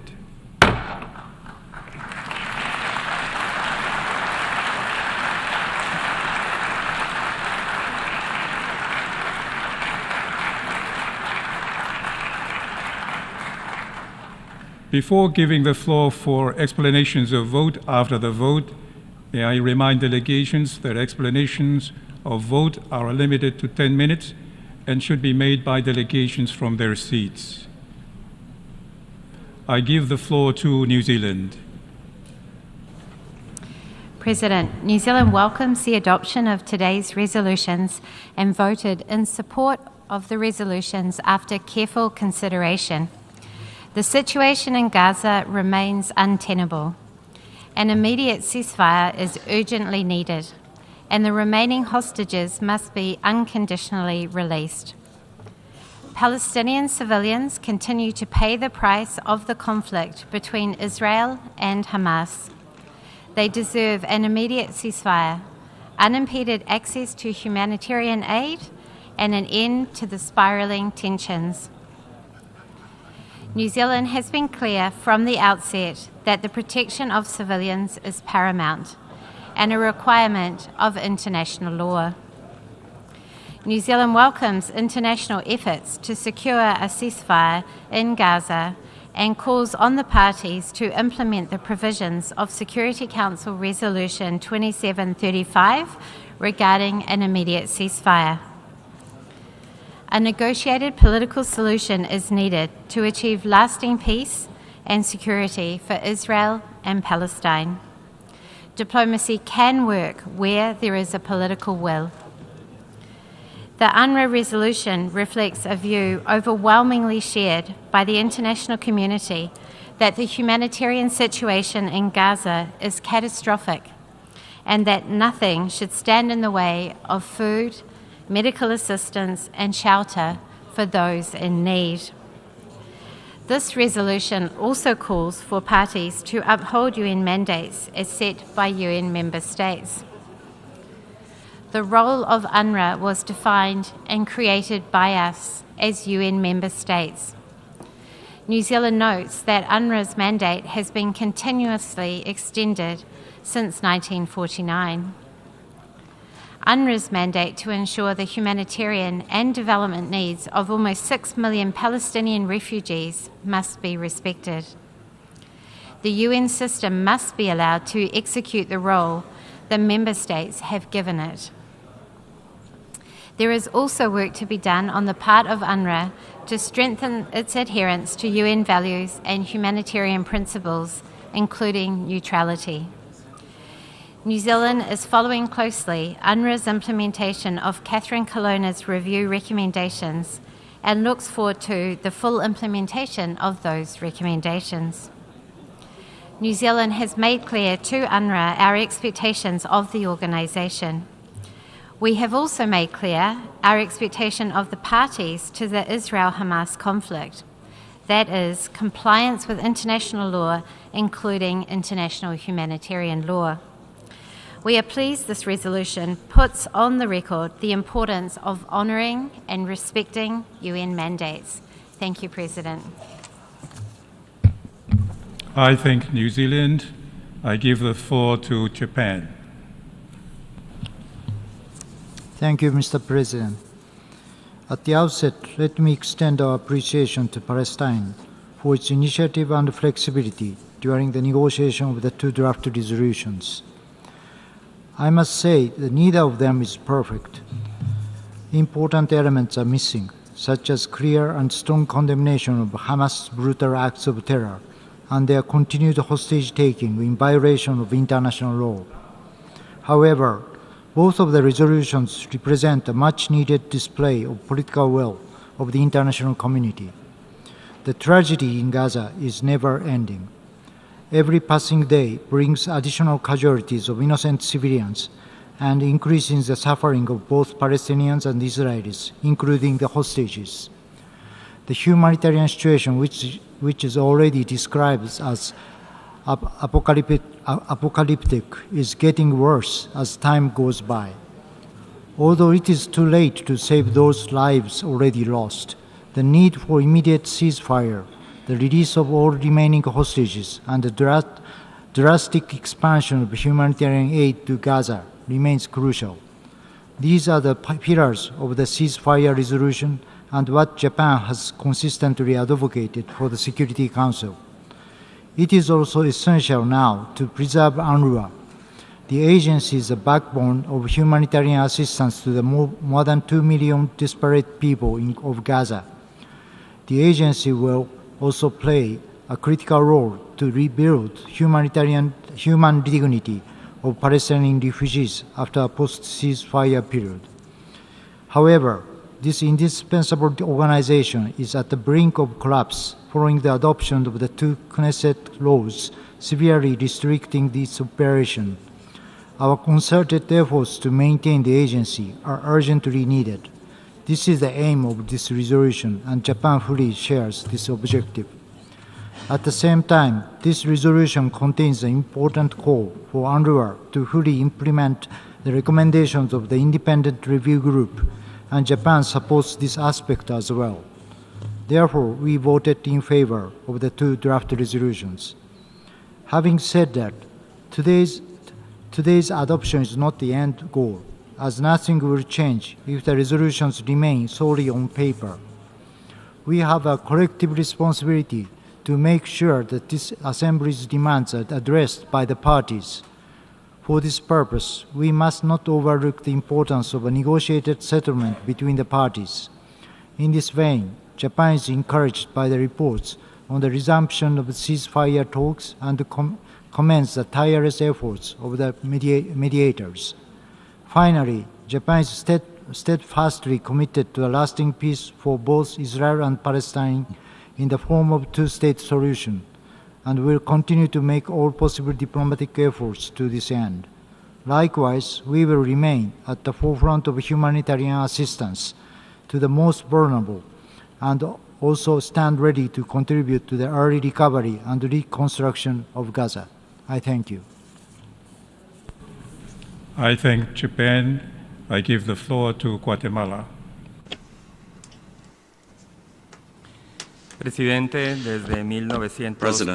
since 1947, Guatemala has maintained its firm conviction that peaceful coexistence between the Israeli people and the Palestinian people must be based on the preeminence of international law. As a state that has a solid pacifist vocation, we recognize the need to find a peaceful solution to the conflict, advocating that this be facilitated by the international community and that the United Nations sponsor a political process aimed at promoting a just and sustainable peace in the region, with the involvement of all parties concerned. Esto solamente es posible bajo una solución de dos estados que atienda las legítimas preocupaciones de seguridad de Israel y permita la consolidación de un Estado palestino que sea política y económicamente viable. Creemos que el Estado palestino debe convivir con Israel en virtud de fronteras claramente definidas, seguras, pacíficas e internacionalmente reconocidas, de conformidad con las resoluciones pertinentes de las Naciones Unidas. Pero mientras se logra el anhelo por la paz, Guatemala reconoce la vital y singular labor que ejerce la Agencia de las Naciones Unidas para los Refugiados de Palestina en el Medio Oriente, la cual, bajo el mandato otorgado por esta Asamblea General, busca garantizar el acceso a educación, sanidad, ayuda humanitaria y servicios sociales a los refugiados y refugiadas de Palestina. Un organismo que actualmente sirve, como señaló su titular, como el único pilar de vida que queda en pie para los palestinos, ya que sin su labor colapsará la respuesta humanitaria de la ONU. Presidente, como lo hemos denunciado en varias oportunidades, el veto de cualquier proyecto de resolución que demande un alto al fuego deja en evidencia la parálisis del Consejo de Seguridad, máximo órgano encargado de mantener la paz y seguridad internacionales. Una vez más, abogamos por evitar el ejercicio del veto cuando se trate de prevenir o detener situaciones que involucren atrocidades en masa. De igual manera, Guatemala resalta la necesidad que el Consejo de Seguridad adopte resoluciones que tomen en cuenta y de forma balanceada todos los elementos que permitan el cese inmediato de hostilidades y atrocidades entre las partes involucradas, la urgencia de asegurar el acceso de la ayuda humanitaria en Gaza, así como también la liberación de todos los rehenes con el fin de proteger los derechos humanos de las poblaciones implicadas. Guatemala reitera su disposición para apoyar todo esfuerzo encaminado hacia el establecimiento de una paz duradera en la región, cimentada en el respeto mutuo y el pleno apego al derecho internacional. Es por estas razones que Guatemala ha apoyado los dos proyectos de resolución presentados el día de hoy. Muchas gracias. I thank Guatemala. I give the floor to Australia. Thank you, President. I will speak to both the resolutions we have considered today. Although Australia does not agree with everything in the resolution titled Support for the Mandate of UNRWA, our vote in favour reflects our view that UNRWA must be able to continue its life-saving work. That's also why Australia has funded the organisation every year since 1951. UNRWA provides desperately needed services to civilians in the occupied Palestinian territories and across the region. As the Security Council has said, UNRWA is the backbone of the humanitarian response to the catastrophic situation in Gaza. We join the Security Council in expressing grave concern over legislation adopted by the Israeli Knesset. Limiting UNRWA's operations will only exacerbate an already terrible humanitarian crisis. As stated in this resolution, UNRWA has a responsibility to address any credible allegations and to ensure accountability for any violations of the agency's principles of neutrality, impartiality and independence. We acknowledge the commitment made by the United Nations Secretary-General and UNRWA to implement fully the recommendations of the independent review led by Catherine Colonna. We call for their accelerated implementation in line with UNRWA's commitment to the principle of neutrality. We note UNRWA's measures to terminate the employment of UNRWA staff members following the 7 October atrocities carried out by Hamas atrocities that should have been unequivocally condemned by this resolution. Any involvement or affiliation with terrorist organisations cannot be tolerated. Australia will continue to press the United Nations and UNRWA to safeguard the organisation's neutrality. Australia reiterates calls for the protection of humanitarian and United Nations personnel, including UNRWA staff, to enable them to perform their life-saving work. The best protection for humanitarian personnel and civilians is ceasefire. Australia will continue to support a strong and robust multilateral system, including the protection of United Nations agencies to do their critical work. In relation to the resolution entitled Demand for Ceasefire in Gaza, I wish to address certain reservations, but first I will outline why Australia voted in favour. First, Australia is committed to working with the international community to end this conflict, to stop the suffering, and immediately and unconditionally to secure the release of all hostages held by Hamas.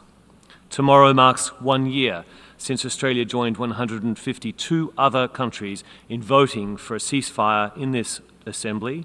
Further delay will only see more lives lost. Second, this resolution's demand for full, rapid, safe and unhindered humanitarian assistance to Gaza has never been more necessary. The current situation in Gaza is catastrophic, the human suffering unbearable. In Israel's response to Hamas atrocities on October 7, more than 44,000 Palestinians have been killed, including more than 13,000 children. Nearly all of Gaza's 2.1 million people have lost their homes and do not have enough food, water, medicine or shelter. Third, along with the international community, Australia reiterates our call on all parties to comply fully with international law. Civilians and humanitarian workers must be protected. Israel must take urgent action to alleviate this humanitarian crisis in line with the binding orders of the International Court of Justice. Fourth, Australia supports this resolution's unwavering commitment to the vision of a two-state solution because it is the only way out of this terrible cycle of violence. Fifth, we support this resolution because of its call for the immediate and unconditional release of hostages and the urgency of the current crisis. In terms of reservations, we support the United States proposal for an immediate ceasefire deal with the release of hostages as endorsed by the United Nations Security Council. Ceasefires have conditions that parties must agree. This reality should have been reflected in the resolution. The fact it has not is a shortcoming. Moreover, Australia remains unequivocal in our condemnation of Hamas. This resolution should have done the same for their atrocities on 7 October that left 1,200 Israelis dead and more than 200 hostages taken, and all their acts of terror. Australia repeats our demand for Hamas to release all hostages immediately and unconditionally. Hamas must lay down their arms. There can be no role for terrorists in the future governance of Gaza. Finally, President, Australia continues to give careful consideration to the International Court of Justice's conclusions in its advisory opinion. Our vote is not determinative of Australia's position on all the conclusions in that opinion, including those recalled in this resolution. Thank you, President. I thank Australia. I give the floor to Czechia. Thank you, Mr. President. As we gather here today, the Middle East is engulfed in profound turmoil. My country, Czechia, is deeply troubled by the ongoing suffering endured by civilians in the region. We are deeply concerned about the critical situation of the civilian population in Gaza, who deserve to live in peace and dignity. We welcome any meaningful efforts to end the violence. Let me acknowledge that both resolutions adopted today contain a number of constructive elements that represent positive progress. We commend the efforts to find common ground and address the urgent challenges in the region. However, we must not overlook the horrific terrorist attacks of the 7th of October that plunged the region into this current cycle of conflict. Hamas terrorists unleashed a deadly rampage, brutally killing and maiming innocent civilians and taking hostages in a shocking display of barbarity. There can be no excuse or justification for such egregious acts, which have had fatal consequences for all people in the region. Once again, my government regrets that this esteemed assembly did not take a more forceful stance in condemning the actions of Hamas. Moreover, the resolution L33 fails to unequivocally link a durable ceasefire to the release of all the hostages. To omit this crucial linkage risks sending a dangerously misguided signal to Hamas that their reckless reign of terror may somehow be vindicated. We must not abandon the hostages and their families. It is due to this omission that Czechia cannot support this resolution, and that is why we voted against it. Let us be clear. Hamas too has a choice to make. They could immediately release the hostages, they could cease using civilians as human shields, and stop exploiting civilian infrastructure to launch terrorist attacks. It is Hamas terrorists who have imperiled millions of Palestinian civilians. Mr. President, the humanitarian crisis in Gaza has reached a critical juncture. The population is in dire need of food, water, medical supplies, and other essential items. While we fully support urgent calls to step up the delivery of vital humanitarian aid, we must also acknowledge and rectify certain operational shortcomings within UNRWA. We must make every effort to ensure beyond any shadow of a doubt that Hamas and other terrorist groups cannot exploit the existing system for distributing critical assistance. Equally important is guaranteeing strict neutrality, accountability, and oversight in all aspects of UNRWA's operations. In this respect, we continue to closely monitor and evaluate the implementation of the recommendations of the Independent Review Group. The resolution L32 in our assessment does not sufficiently address these pressing concerns. Therefore, we have decided to abstain from voting on this resolution. Distinguished colleagues, I would like to conclude by emphasizing that re-establishing a political horizon for a two-state solution remains of a paramount importance. A negotiated settlement remains the singular path to guaranteeing security, political stability, and democratic development for both Israel and Palestine. We encourage regional actors to pursue a course of cooperation, including through the Abraham Accords, to build a brighter future for the Middle East. Rather than introducing new initiatives here in New York, we need positive developments on the ground in the region itself. I thank you. I thank Czechia. I give the floor to Hungary. Mr. President, we are here today to discuss the dire humanitarian situation and the demand for an end to the conflict in Gaza.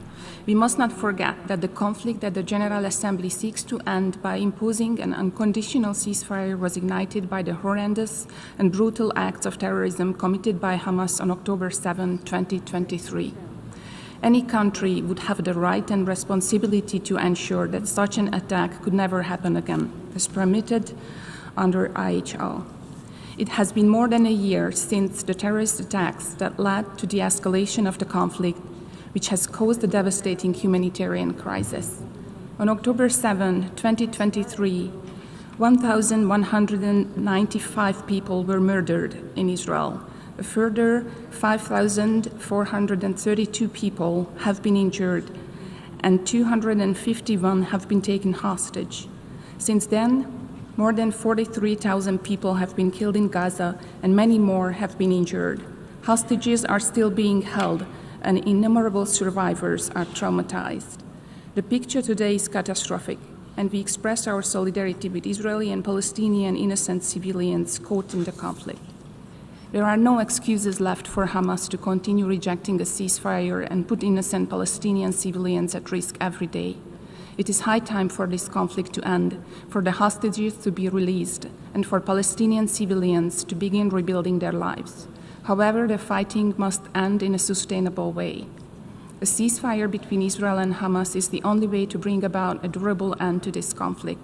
But Hamas has failed to accept any agreement so far that would bring hostages home, ensure Israel's security, enable a surge in humanitarian relief to Palestinians, and set the stage for a political settlement which can provide a better future for Israelis and Palestinians alike. All civilian life matters equally. We note with utmost concern the unacceptable number of civilian casualties, especially children, as well as the catastrophic levels of hunger and imminent risk of famine caused by the insufficient entry of aid into Gaza. It is time for this conflict to end. The only durable way to resolve this conflict is to establish a ceasefire that also guarantees the immediate and unconditional release of all hostages held in Gaza. These two urgent goals are inextricably linked. An unconditional ceasefire would mean that hostages would likely never return home. We once again call on Hamas and other terrorist groups within Gaza to release all remaining hostages immediately without precondition, cease hostilities, and spare all civilians from further suffering. We recall that there is still a Hungarian citizen being held hostage by the terrorists. Right now, the international community must focus on implementing the existing framework for resolving the conflict. Security Council Resolution 2735, which offers a glimmer of hope for the peaceful settlement of this conflict and gives diplomacy a chance. Hungary calls for the full implementation of Security Council Resolution 2735 without delay and without conditions, which would lead to an immediate ceasefire in Gaza, the immediate and unconditional release of all hostages, a significant and sustained increase in flow of humanitarian assistance throughout Gaza. I thank you. I thank Hungary. I give the floor to Germany. Mr. President, Germany voted in favor of the two resolutions. We call for an immediate ceasefire in Gaza and the unconditional release of all hostages. The unbearable suffering that followed the heinous terrorist attacks on 7th of October of last year must cease immediately for the sake of Palestinians in Gaza and the hostages and their families.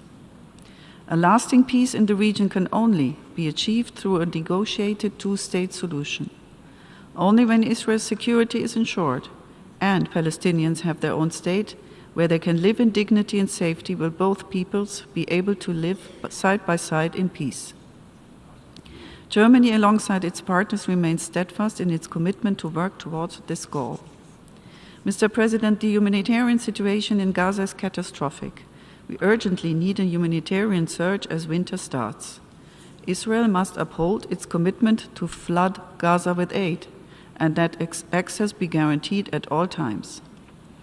Germany is the second largest contributor of humanitarian aid to Gaza, and together with our partners has consistently been and continues to be engaged in substantive financial and diplomatic humanitarian support to increase the flow of aid into Gaza in order to alleviate the unimaginable suffering of the Palestinians there. At this critical moment, UNRWA's role is essential. Germany remains steadfast in its commitment to supporting UNRWA and Palestinians in need in Gaza and across the region. UNRWA remains indispensable for delivering essential support to millions of Palestinian refugees in Gaza, East Jerusalem, the West Bank, and across the entire regions. Against this backdrop, Germany is gravely concerned about the adoption of two laws targeting UNRWA by the Knesset. UNRWA must, as well as other UN organizations and agencies, must be fully able to deliver humanitarian aid and assistance to save lives and ease the suffering. We urge the Israeli government to abide by its international obligations, respect the privileges and immunities of UNRWA, and live up to its responsibility to facilitate full, rapid, safe, and unhindered humanitarian assistance to the civilian population in Gaza. We commend UNRWA for taking steps to address allegations regarding individual employees' support for terrorist organizations and to pursue and implement reforms of internal processes. We expect UNRWA to continue its path of reform, demonstrating its commitment to the principle of neutrality treat allegations swiftly and as a matter of priority and ensure that its activities remain entirely in line with its mandate. We will continue to actively monitor and support this process. Germany unequivocally condemns the horrific attacks carried out by Hamas and other terrorist groups on October 7, 2023, as well as the consistent attacks against Israel by these terrorist groups, and we call on the General Assembly to do the same. Germany remains committed to the security of Israel. Israel, like all states, has the right to defend itself against armed attacks by terrorists and extremists. At the same time, this right must be exercised in line with international humanitarian law, and accountability of all sides needs to be ensured.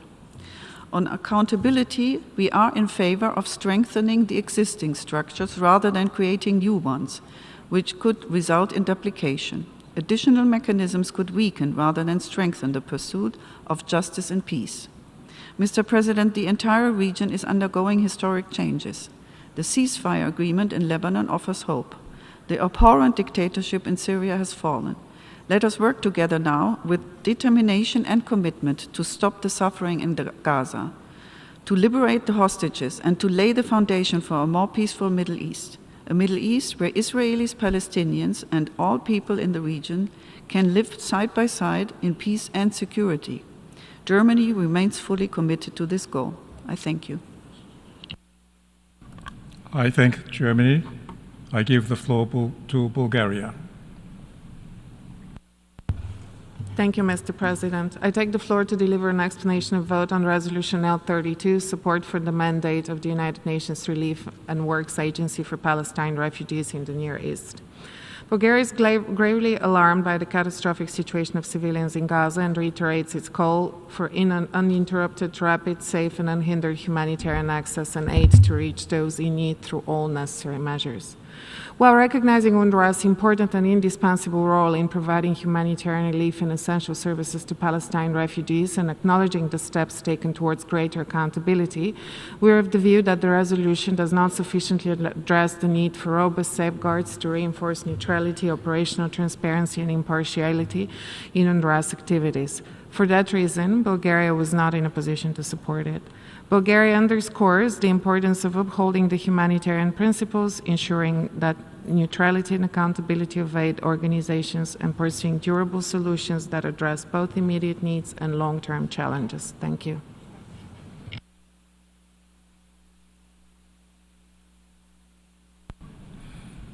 I thank Bulgaria. I give the floor to Belgium.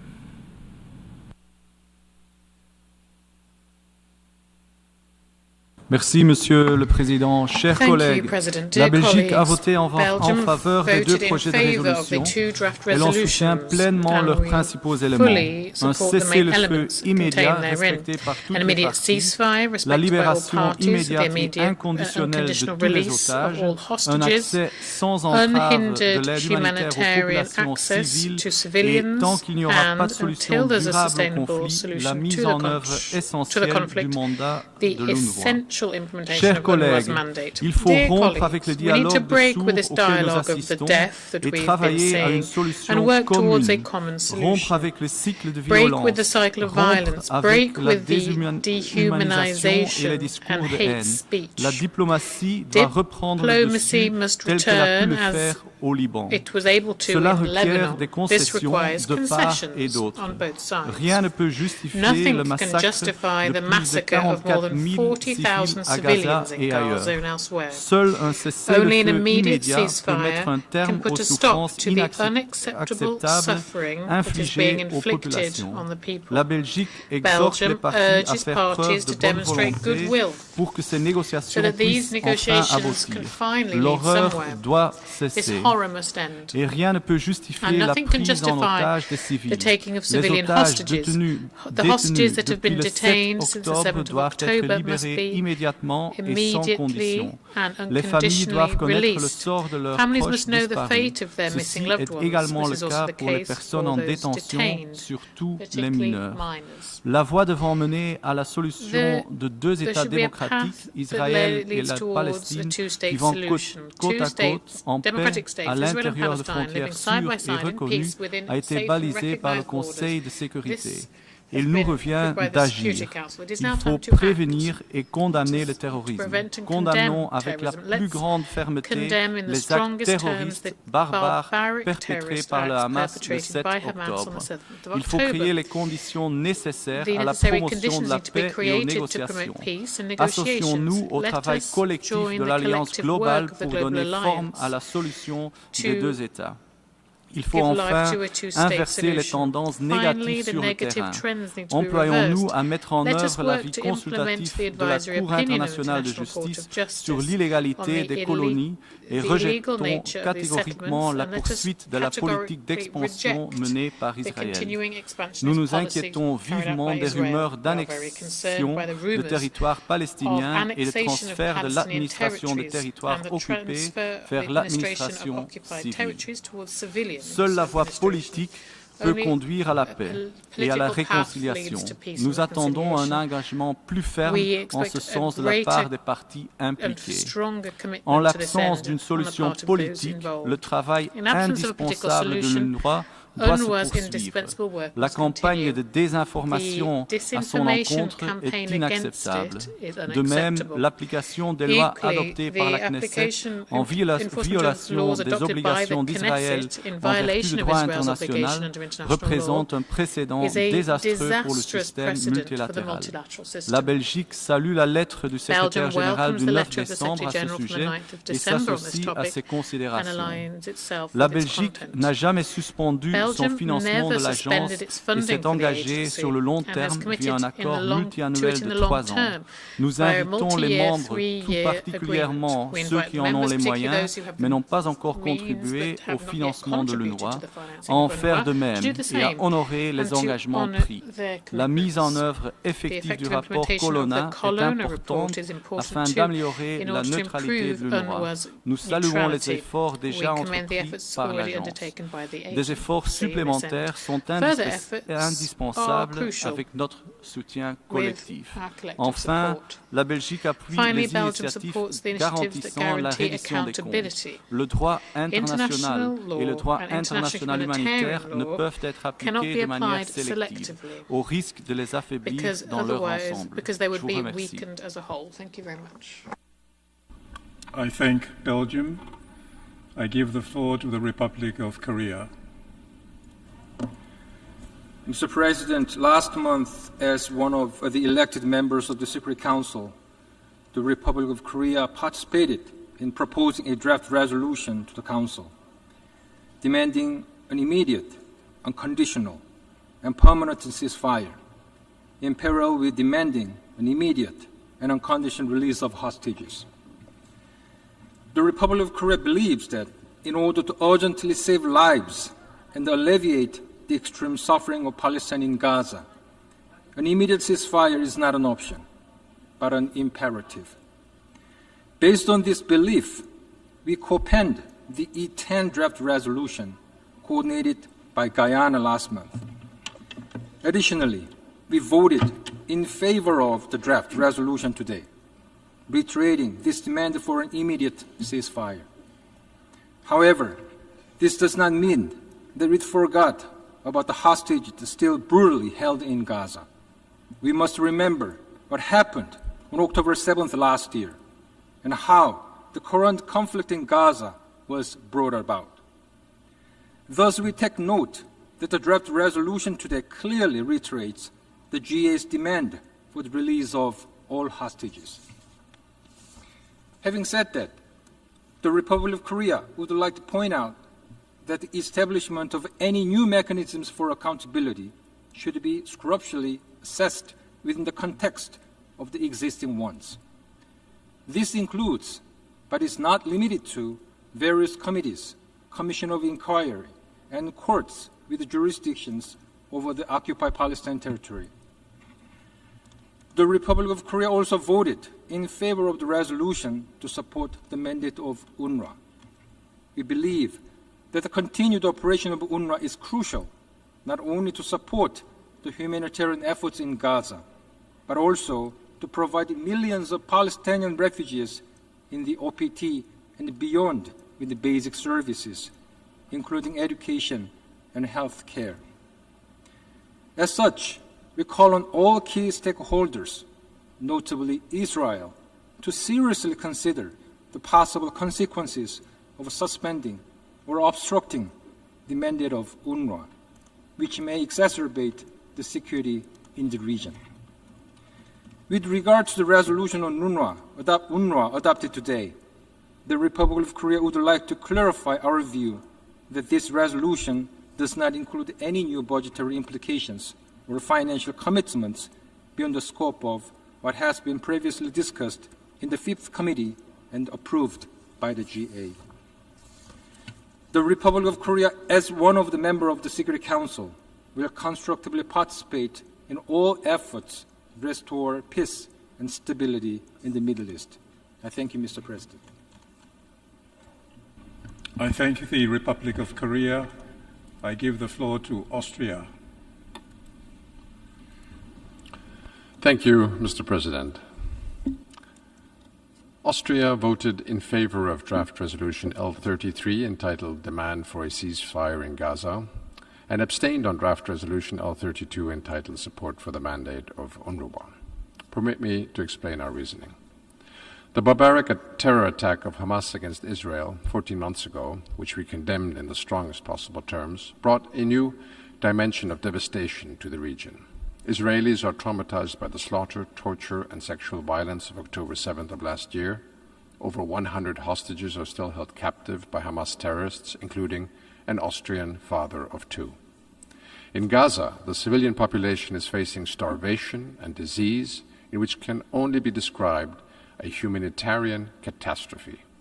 The destruction and devastation in Gaza has reached unacceptable levels, with too many civilian lives lost already. International humanitarian law is non-negotiable. It applies all the time, everywhere. The protection of civilians is paramount. We therefore simply need an urgent ceasefire in Gaza to achieve the release of all remaining hostages and scale up the delivery of humanitarian assistance throughout Gaza. Draft Resolution L33 on a ceasefire in Gaza links the demand for a ceasefire respected by all parties to the immediate and unconditional release of all hostages, and also calls for the full implementation of Security Council Resolution 2735 on a ceasefire and release of hostages, which we fully support. We also recognize and support the efforts by regional partners and the United States in this regard. For these reasons, we voted yes on Draft Resolution L33. With a view to Resolution L32 on UNRWA, Austria is deeply concerned about recent developments surrounding the agency, including the Israeli legislation adopted by the Knesset on 28 October.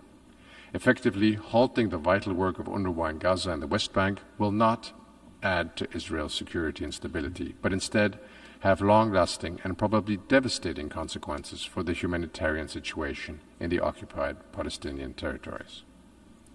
At the same time, the agency must also continue on its path for reforms. We closely studied the report and findings of the independent review group chaired by former Foreign Minister Catherine Colonna, set up after the allegations that UNRWA staff members were involved in Hamas terror attack on Israel last year. We welcome the commitment of the Secretary General and the agency's leadership to fully implement these recommendations. And we welcome that the resolution adopted today clearly calls on UNRWA to fully implement the high-level action plan developed by the agency as a follow-up to the recommendations. We will continue to closely monitor the implementation of the action plan together with our international partners. Many of these elements are reflected in the draft resolution adopted today. However, we would have wished to see an even stronger focus on the need for reform of the organization. For the sake of its own credibility, the UN must simply be beyond reproach. Finally, the text does not address the misuse of UNRWA premises by Hamas and other terrorist groups for military purposes. For these reasons, Austria abstained on this resolution. 2 short final points, colleagues. First, Austrian development cooperation continues to strive within the framework of bilateral and multilateral cooperation with partners such as UNRWA to improve the situation of the Palestinians. Since 7 October 2023, Austria has provided 53 million euros in humanitarian aid for the civilian population in Gaza and the conflict-ridden region, including 3.4 million for UNRWA. And second, as always, let me underline that Austria reconfirms its commitment to a negotiated two-state solution and to a viable Palestinian state, living side by side in peace and security with Israel, with Gaza being an integral part of the future Palestinian state. Thank you. I thank Austria. I give the floor to Switzerland. Monsieur le Président, la Suisse a voté en faveur des deux résolutions. Ceci est l'expression de sa grande préoccupation face à la souffrance des civils au Proche-Orient, de l'importance que la Suisse accorde au respect du droit international et de son ferme soutien au rôle central de l'ONU pour la paix, la stabilité et l'aide humanitaire dans la région. Les conflits au Proche-Orient, en particulier la situation humanitaire catastrophique dans la bande de Gaza, nécessite notre action urgente, aussi celle du Conseil de sécurité. En tant que membre élu du Conseil, la Suisse a dès lors activement contribué au projet de résolution considéré par le Conseil en novembre et voté en faveur de ce dernier. Nous considérons qu'aucun membre du Conseil aurait dû voter contre un projet tel que celui présenté collectivement par les 10 membres élus. Malheureusement, il ne s'agit pas du premier veto depuis les actes de terror du 7 octobre 2023 que nous avons fermement condamnés. La Suisse s'engage depuis longtemps pour un usage restrictif du veto au Conseil de sécurité. Nous rappelons le code de conduite proposé par le groupe ACT relatif à son utilisation, soutenu par plus de 2/3 des membres de cette Assemblée à ce jour. Malgré ce veto, nous avons la responsabilité de continuer à accorder toute notre attention à la résolution de ce conflit dévastateur. La Suisse rappelle que le droit international, y inclut le droit international humanitaire, les droits de l'homme, lie les parties indépendamment de toute résolution. Les parties doivent respecter leurs obligations en toutes circonstances. Par ailleurs, la Suisse partage la forte préoccupation exprimée par l'Assemblée générale aujourd'hui contre aux 2 lois adoptées par la Knesset à l'encontre de l'UNRWA le 28 octobre dernier. Celles-ci sont en grande partie incompatibles avec le droit international. L'UNRWA est actuellement le plus grand acteur humanitaire à Gaza et fournit des services vitaux à plus de 2 millions de personnes. La Suisse attend d'Israël qu'il respecte ses obligations en vertu du droit international, y inclut de la Charte des Nations Unies et du droit international humanitaire. Elle rappelle qu'en tant que puissance occupante, Israël a le devoir d'assurer que les besoins essentiels de la population dans le territoire palestinien occupé soient satisfaits. L'UNRWA fait l'objet d'un grand scepticisme suisse suite aux reproches d'implication de certaines de ses employés dans les actes de terror perpétrés par le Hamas le 7 octobre 2023.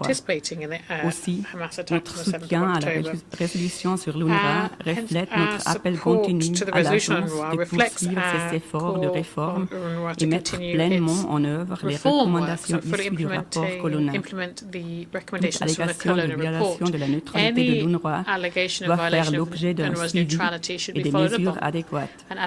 L'efficacité avec laquelle les défis constatés seront adressés sera déterminante pour l'avenir de l'organisation. Concernant l'appel de la résolution à augmenter les contributions volontaires à l'UNRWA, la Suisse souligne que toute décision sur le soutien suisse est sujette à l'approbation de son Parlement. Monsieur le Président, devant tant de souffrance, les mots commencent à nous faire défaut. Que dire? Sinon, nous devons agir et défendre ensemble les valeurs et les principes fondateurs de notre ordre international. L'humanité doit prévaloir. humanity must prevail. Sinon What can que we la say other than situation that we était connue. know the solution? Nous la répétons. We repeat Un it. cessez-le-feu An immédiat et immediate permanent, and permanent la libération ceasefire, immédiate the et immediate and inconditionnelle unconditional des release otages of hostages, et le respect du droit and the international respect for qui international inclut law, la protection des including the civils protection of et l'acheminement civilians, sûr, and rapide the et safe, sans rapid entrave de and l'aide unimpeded humanitaire, delivery of et ce humanitarian dès aid, maintenant. starting Nous immediately. devons urgemment We relancer les urgently need perspectives to de paix revive the prospects for fondées sur la peace based solution on à a deux two-state États solution, afin de permettre aux so Israéliens that et aux Israelis and Palestiniens de vivre Palestinians en can paix, live in en peace, sécurité security et en and dignité. dignity. Il est grand temps d'agir en ce sens. It is high Je vous time to do remercie. exactly that. Thank you. I thank Switzerland. I give the floor to Romania. Thank you, Mr. President. Mr. President, Romania voted in favor of the two resolutions adopted earlier today, as my delegation is a strong believer in using all diplomatic resorts, including UN avenues, to achieve the long-standing political objective, two-state solution.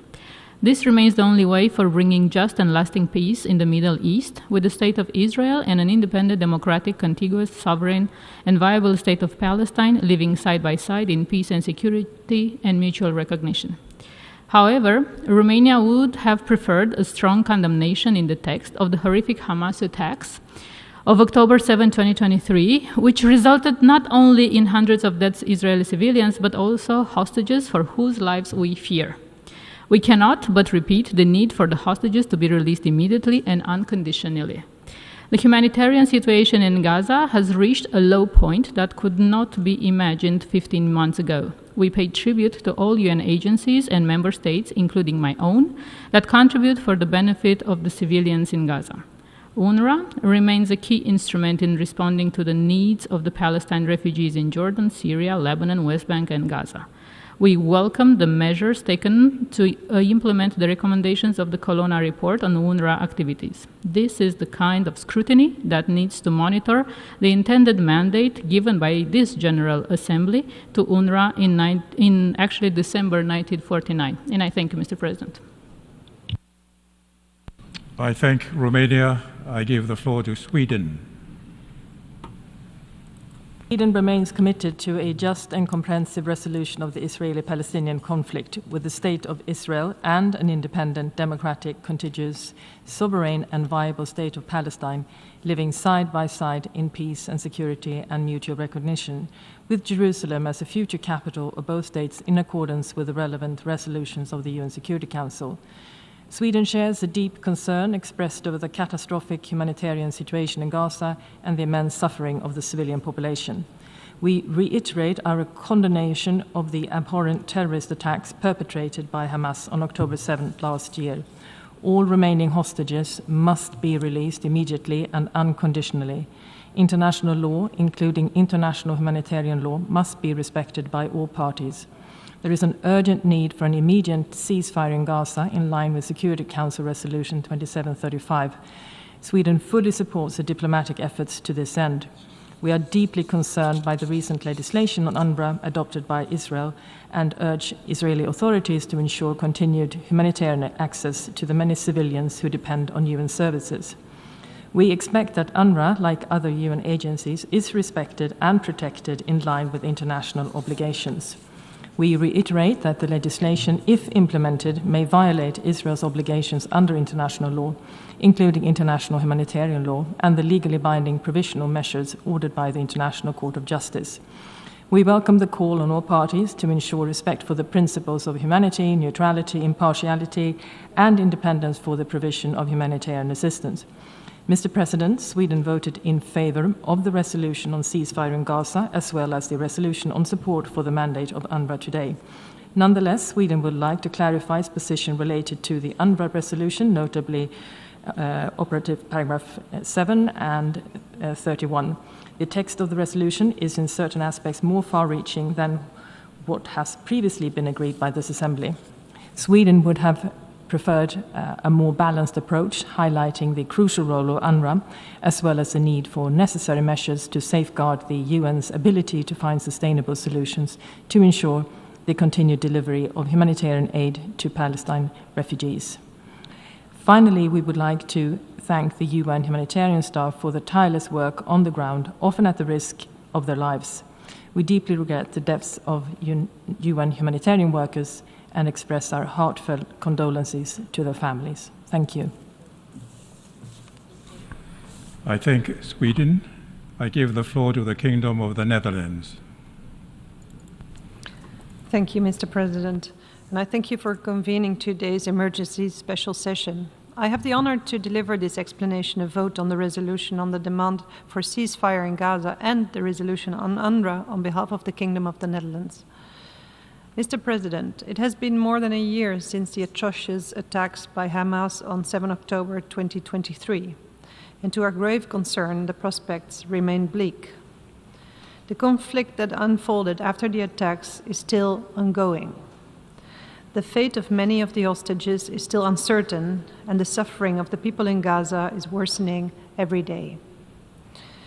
A year has passed, and still more than 100 people are held hostage, and for more than 400 days, their families have been living in the greatest fear for their loved ones. In this light, the Kingdom of the Netherlands reiterates that the end of this horrific war must be linked to the release of these hostages.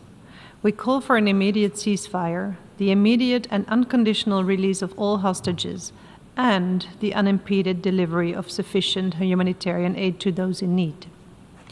Concerns about UNRWA should be addressed, and recommendations on the neutrality of UNRWA from the Colonna report need to be implemented.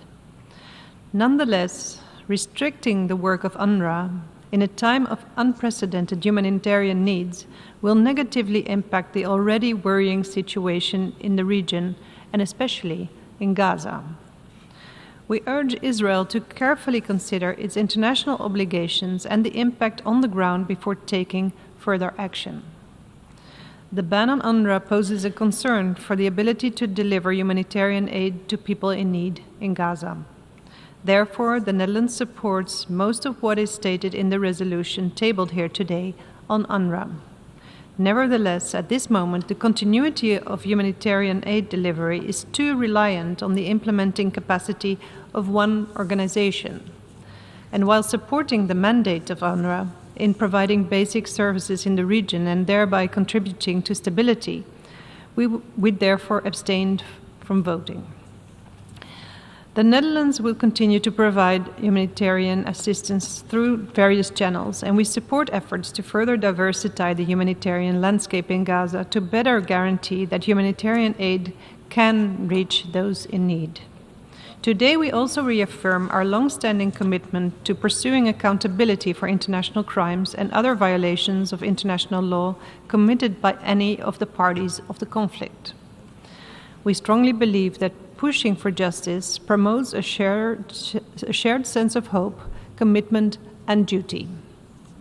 The Kingdom of the Netherlands welcomes the request to the Secretary General to present proposals on how the United Nations could help advance accountability, and underlines the importance that existing and possible new mechanisms should reinforce and complement each other. The Kingdom of the Netherlands has therefore voted in favor of the resolution on the ceasefire in Gaza in front of us today and abstained on the UNRWA resolution. I thank you very much.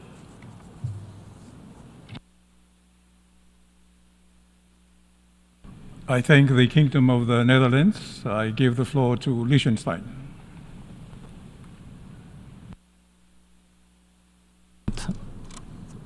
Mr. President, Liechtenstein has voted in favor of Resolution ES 10/25, just adopted, entitled Support for the Mandate of the United Nations Relief and Works Agency for Palestine Refugees in the Near East. We note that much of this text is similar to that of Resolution 78/73, adopted last year with overwhelming support of the membership, including our own. We note, furthermore, that additions to the text reflect the vastly deteriorated situation in Gaza and the need to ensure the full implementation of the recommendations of the Colonna report, including through the necessary funding, which is essential for the effective continued operation of UNRWA with full respect for the principle of neutrality. Liechtenstein reiterates, as the Security Council has, and as this resolution does, that UNRWA remains the backbone of all humanitarian response in Gaza, and that no organization can replace or substitute UNRWA's capacity and mandate to serve Palestine refugees and civilians in urgent need of life-saving humanitarian assistance. Our vote in favor of this resolution is a vote to support UNRWA's efforts to meet the needs of Palestinian civilians and to meet the high standards of governance that we expect from it. To this end, we also continue to support the Statement of Shared Commitments on UNRWA proposed by Kuwait, Jordan, and Slovenia. I thank you.